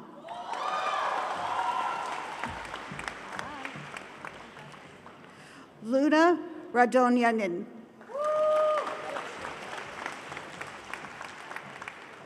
Megan Elizabeth C.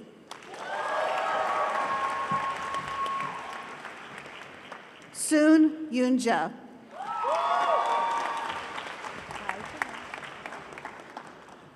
Giara Shah.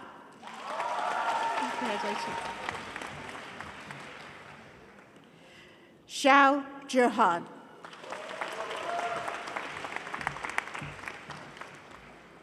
Eric Shen.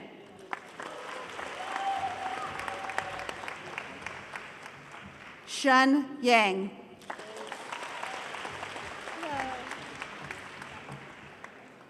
Sheng Kushin.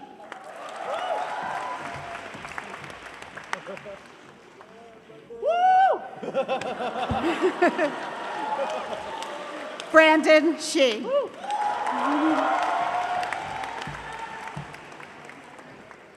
Jamin Shi.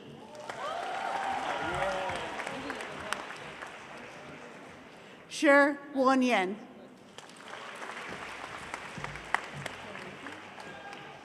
Leo Gregor Zalecki Shirky.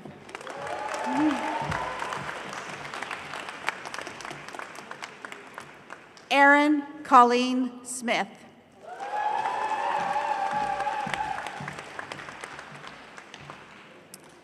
Pasan Tung Churikutsin Wong. Is that okay?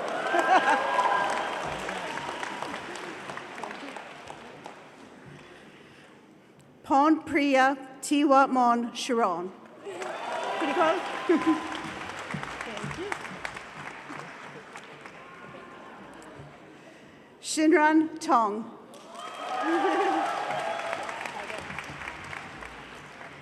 Cleon Tron.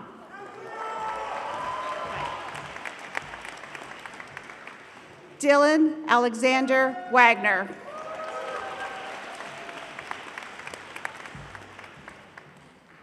Wang Jialin.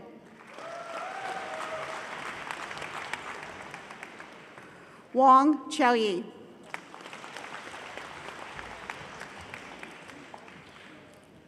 Wang Yue. William Wang.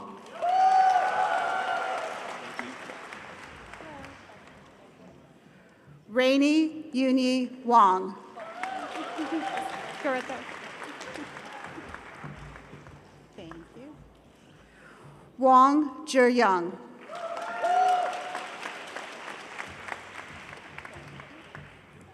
Penny Wang.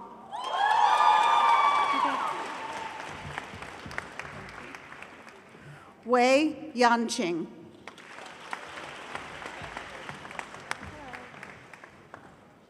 Wu Siyao.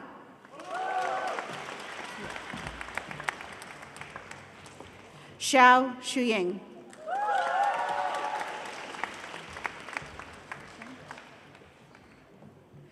Jingchen Natasha Xiao. Ning Max Shin.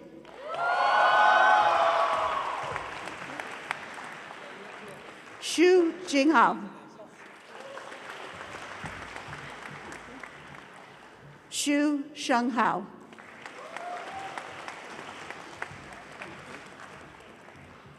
Haunan Carl Xu.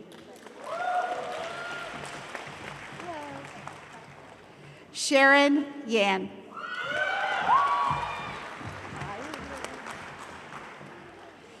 Yan Zhiqi.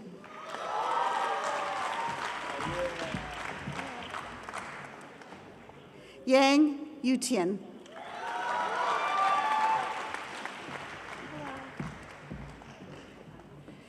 Yang Zuying.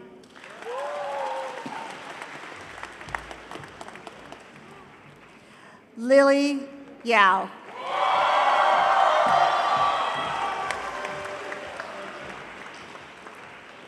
Karen Yim.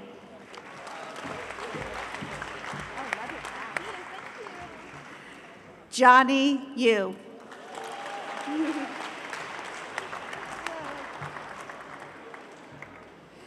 John Tianqi.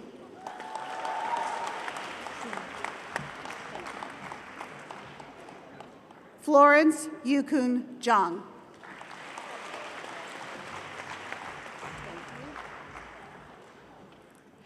Zhang Chuqing.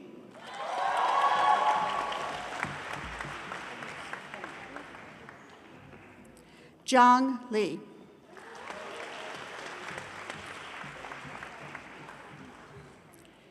Shilin Leaf Zhang.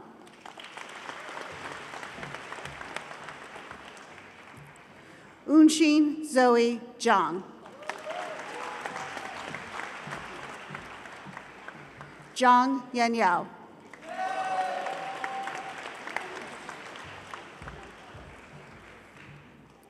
Zhang Yijun.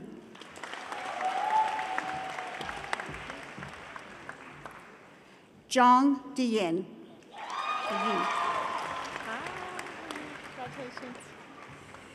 Yachi Carrie Zhang.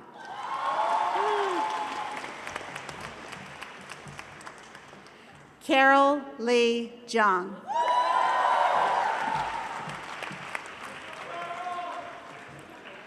Zhang Reiku.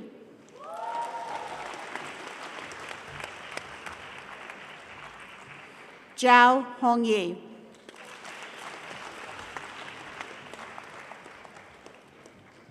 Kevin Zhao.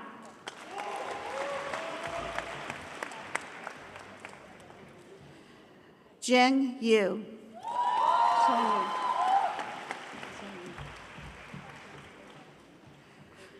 Zheng Shishun.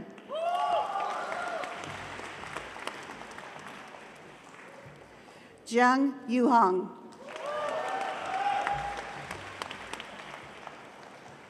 Zhao Yanxing.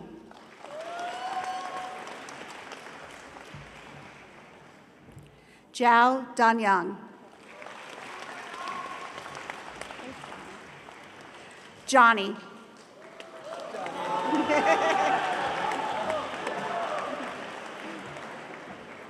Ju Yicheng.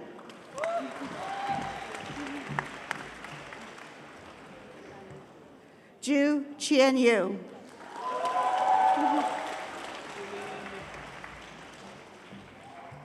Freya Zhuang.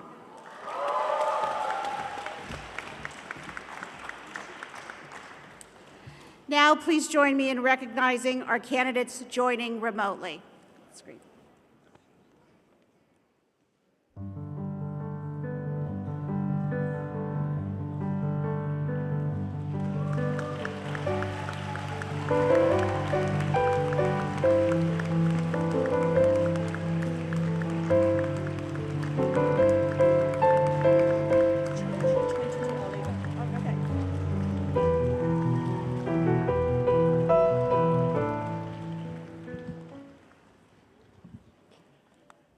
Chancellor Tong, Vice Chancellor Lehman, Provost Whaley-Cohen, and President Hamilton, I am pleased to present to you the 76 candidates for bachelor degrees in engineering, computer science, and data science.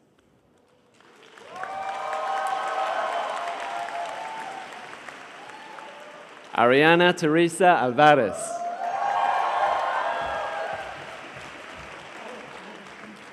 Star Chen.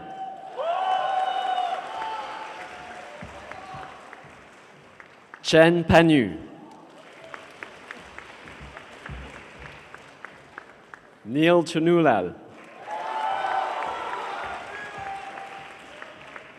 Chunyi Alice Chu.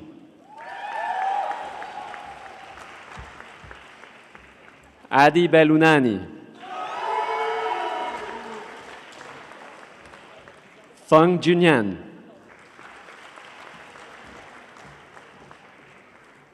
Gong Yichen. Aline Grobis. Guo Lei.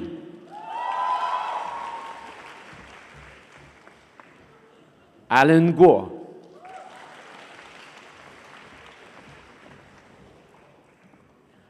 Guo Xingyu.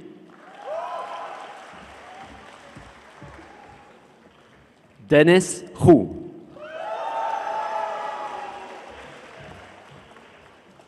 Daisy Huyn.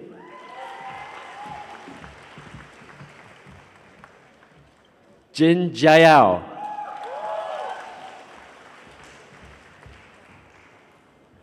Jin Tian.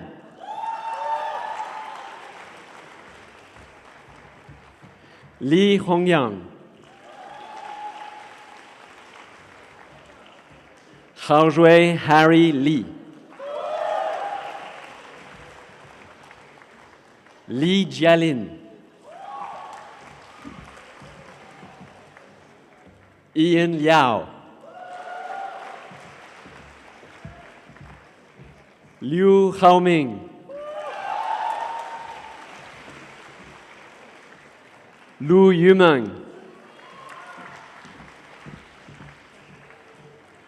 Lu Xiaochen. Miao Zhuochen. Mo Ziming. Ni Shangyuan.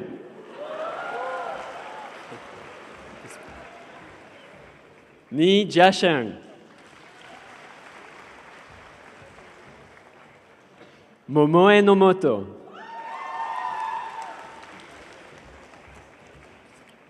Peng Haohai. Qi Wenbin.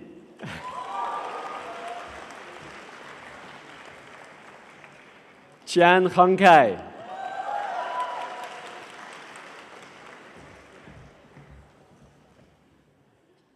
Ryan Reza.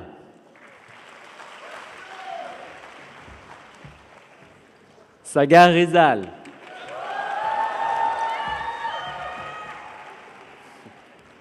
Shangtang.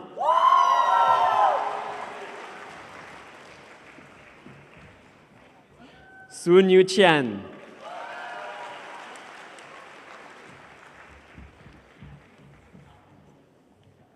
Tang Qianyue. Wang Yi.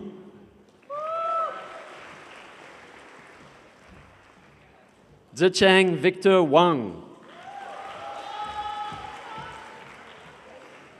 Wang Jinhua.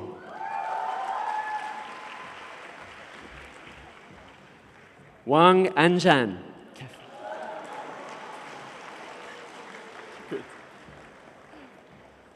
Wang Yuhong.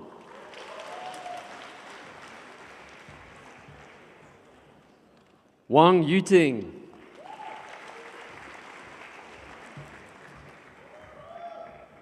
Wang Penghao. Riley K. Witt.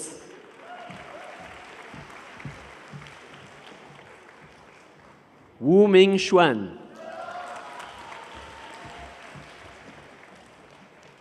Summer Xiao.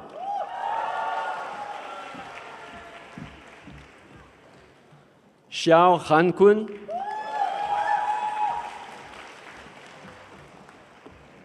Xie Xintong.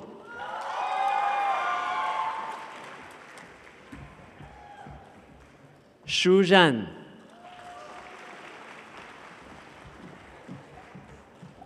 Muyang Melissa Shu.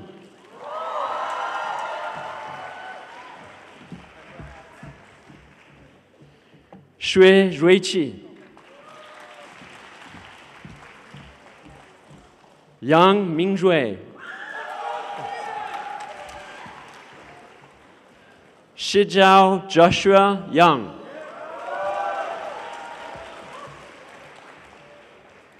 Phyllis Yang.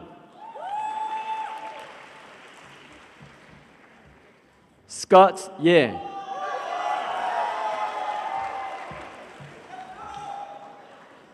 Billy Yi Li.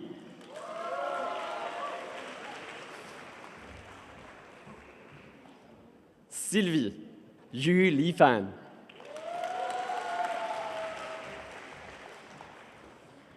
Zhang Chengyu.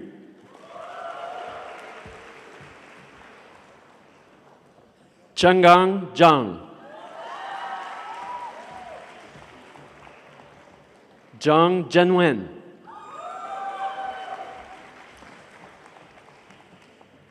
Zhang Yumeng. Zhao Tianchen.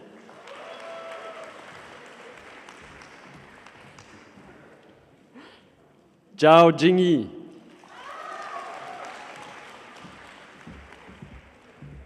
Zhou Yuqian.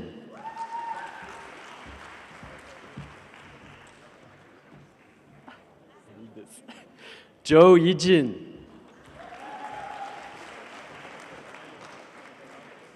Zhu Hongjin.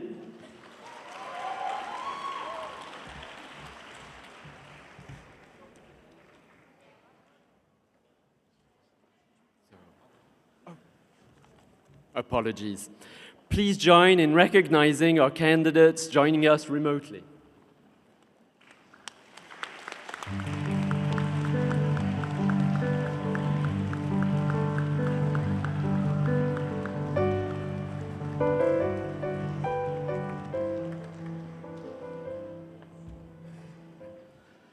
Chancellor Tong, Vice Chancellor Lehman, Provost Willie Cohen, and President Hamilton, I'm pleased to present to you the 120 candidates for bachelor degrees in business.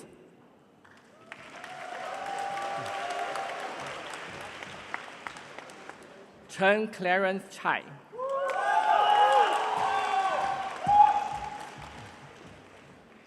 Mia Alexius Barkney. Daniel M. Cashdan.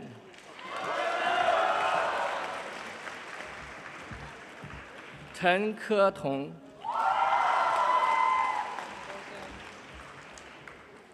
William Chen. Diana Chen. Chen Yanqi.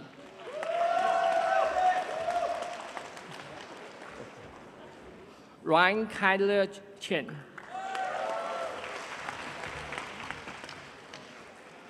Stella Juwen Choi.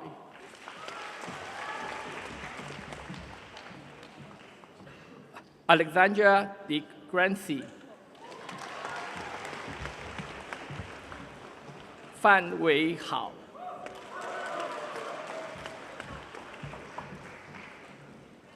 Gu Jiayi.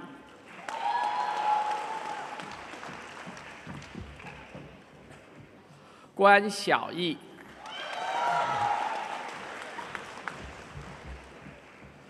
Ziqing Gloria Guo. Edward Guo.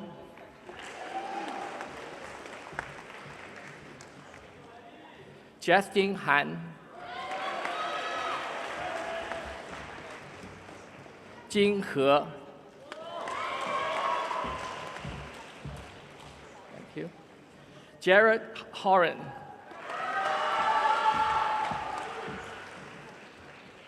Hu Xiaopei.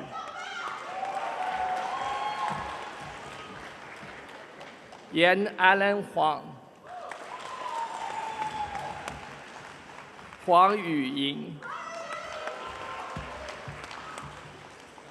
Nicholas Alexandra Jarrett. Niu Lai Jiang.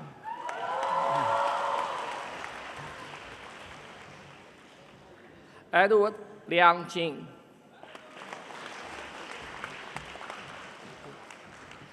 Rock Bruce Jones.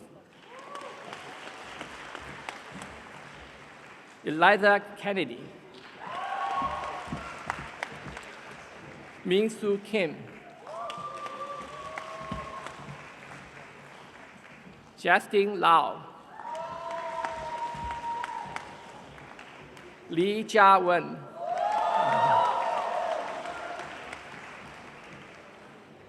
Liu Yujing.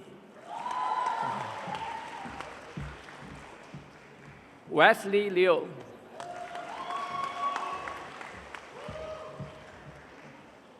Liu Siyuan.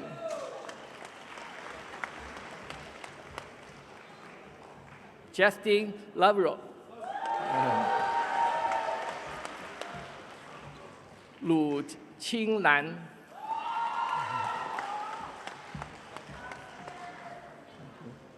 Lu Hongyu.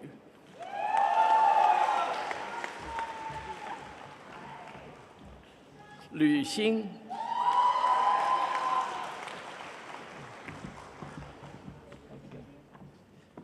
Mao Jiayi.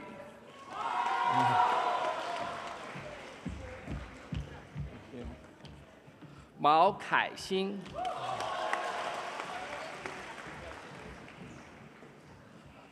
Min Jie. Andrew Dylan Niedermeyer. Pen Chen.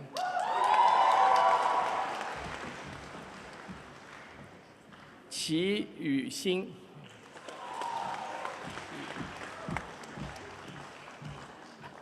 Gerard Romero.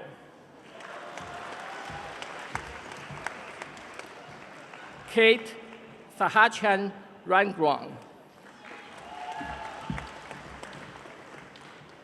Shen Hao.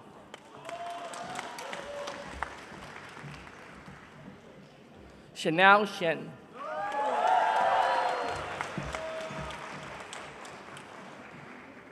Shi Yitao.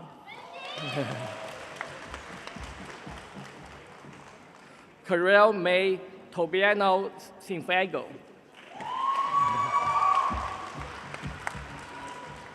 Cecilia Sun.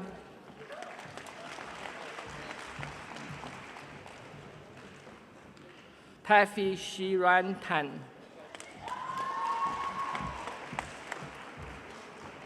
Jessie Tao.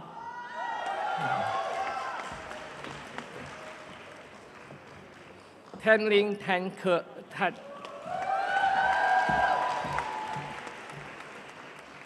Tian Xiaorong.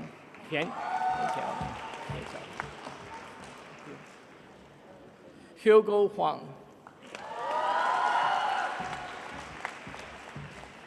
Wang Siru.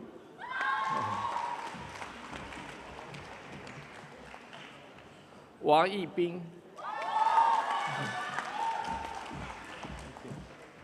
Wang Qiwen. Wang Zhuoran.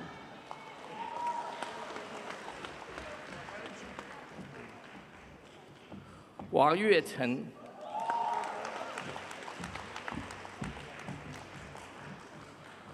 Wang Zijian. Wang Menting.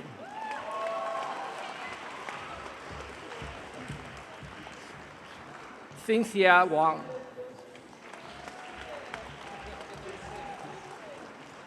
Wei Chunze.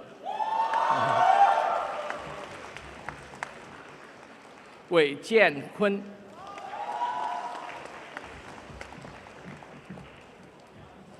Valeria Wang Chum.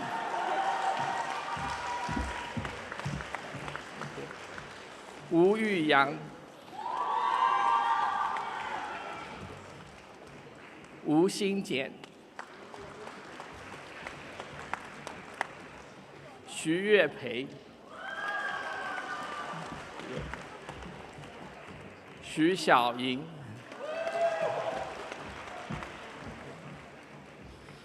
Leonardo Ye.翟天成。郑宇 Ignace 张。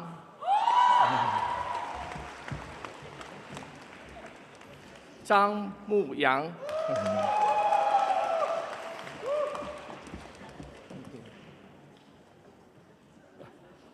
Alice 张。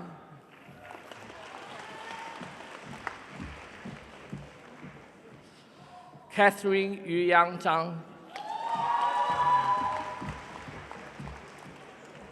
张燕琪。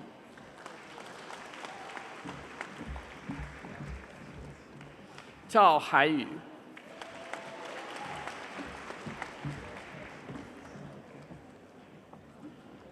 张雅文。郑雅文。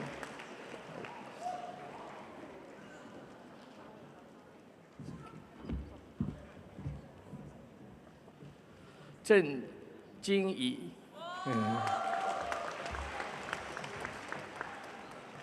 周逸云。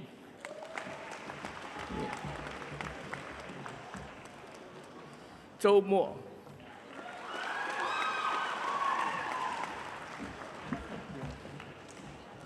周安逸。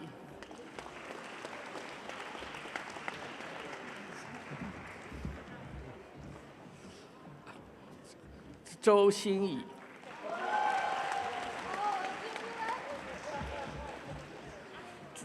朱月新。周佳。Please join in recognizing our candidates joining us remotely.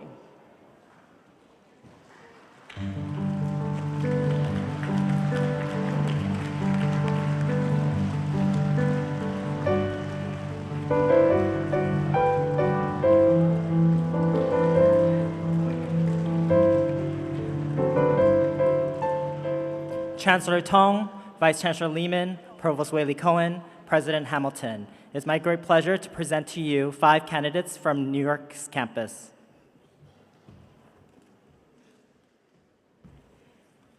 Fan Feiyang.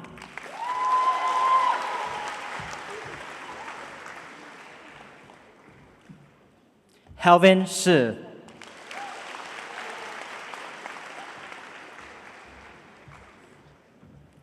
Chen Yixin.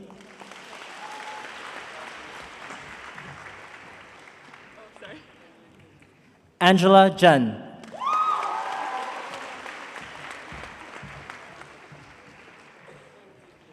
And our last candidate, Haley Long.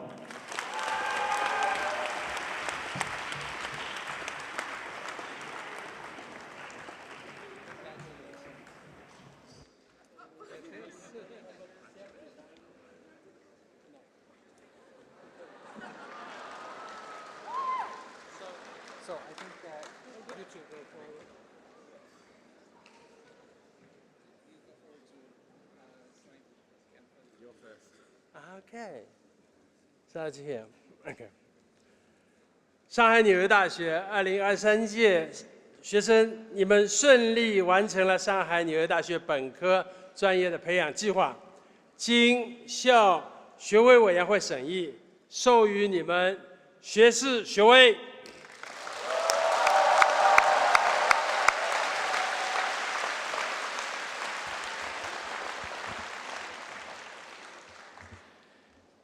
NYU Shanghai, members of the class of 2023, would you please rise?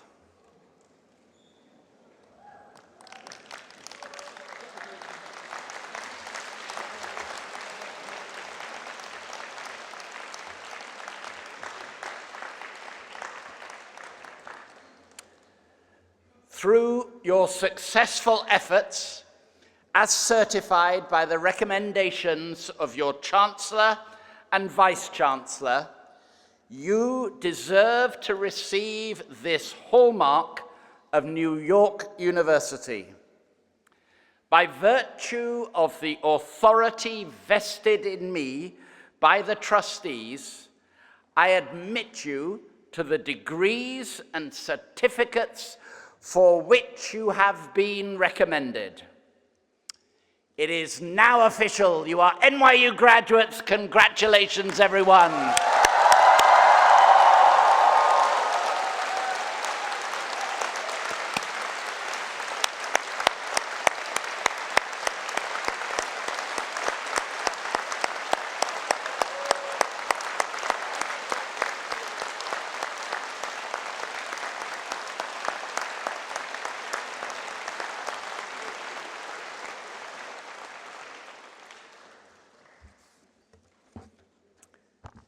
Please be seated. Since 1911, New York University has embraced as its symbol of intellectual illumination the NYU torch. Our first class of graduates at NYU Shanghai, the class of 2017, designed a special torch for NYU Shanghai. Reflecting our special double identity, the NYU Shanghai torch incorporates elements of the New York University torch together with elements from China's cultural heritage. The NYU commencement ceremonies in New York have, since 1938, featured a special moment when the NYU torch is passed from one member of the community to another, and we have incorporated such a moment into our own ceremonies as well. A member of the graduating class passes the NYU Shanghai torch to a member of the next class, reflecting the passing of their legacy of leadership to the students who will succeed them as seniors next year. I now call upon Ariana Teresa Alvarez from the class of 2023 to pass the NYU Shanghai. Yes, Ariana. She will pass the NYU Shanghai torch to Li Pei Rong from the class of 2024.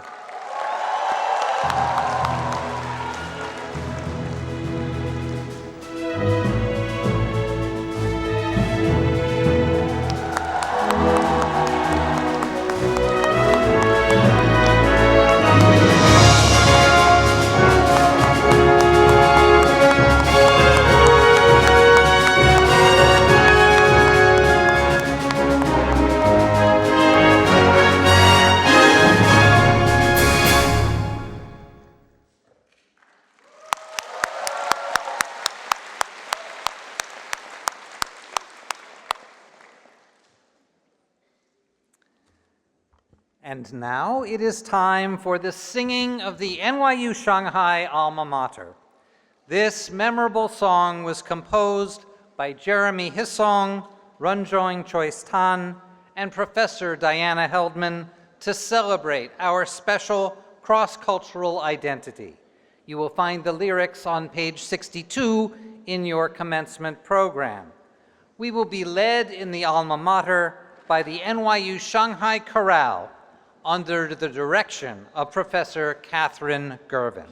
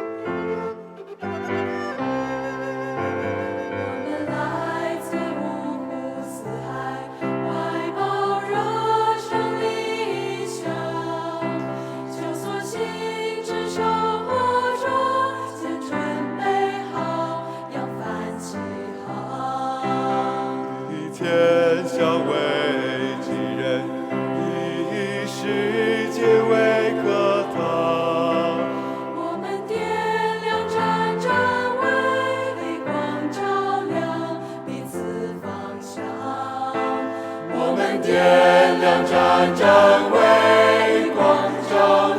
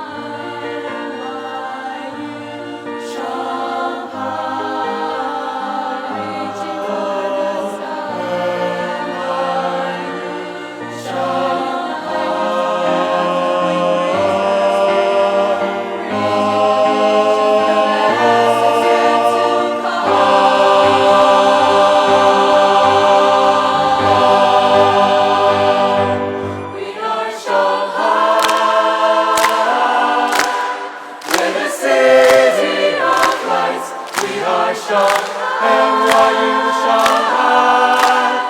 And the future is the future's in Shanghai. 这城市流光溢彩， We are Shanghai, NYU Shanghai. 下一站何其精彩 We're chasing horizons, this dark rise to brightness and love for all lands. 听世界在召唤，未来有你我主宰，边憧憬边勇敢。The world is not too big for all of us to sing. The world is not too big for us to live. Minds to live, hearts to live.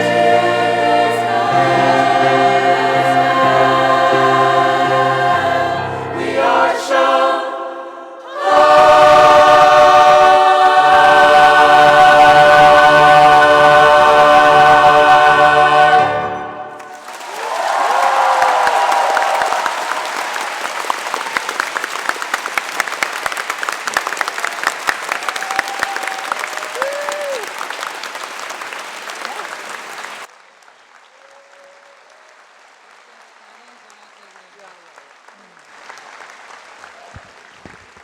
上海纽约大学2023届本科生毕业典礼到此结束，谢谢大家。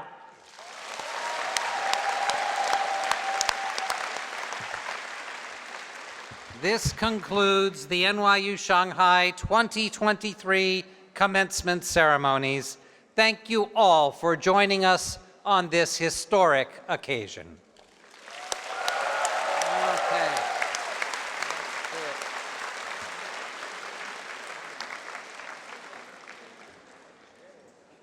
女士们、先生们，感谢您的参与，请将耳机归还到音乐厅外的耳机领取处，非常感谢。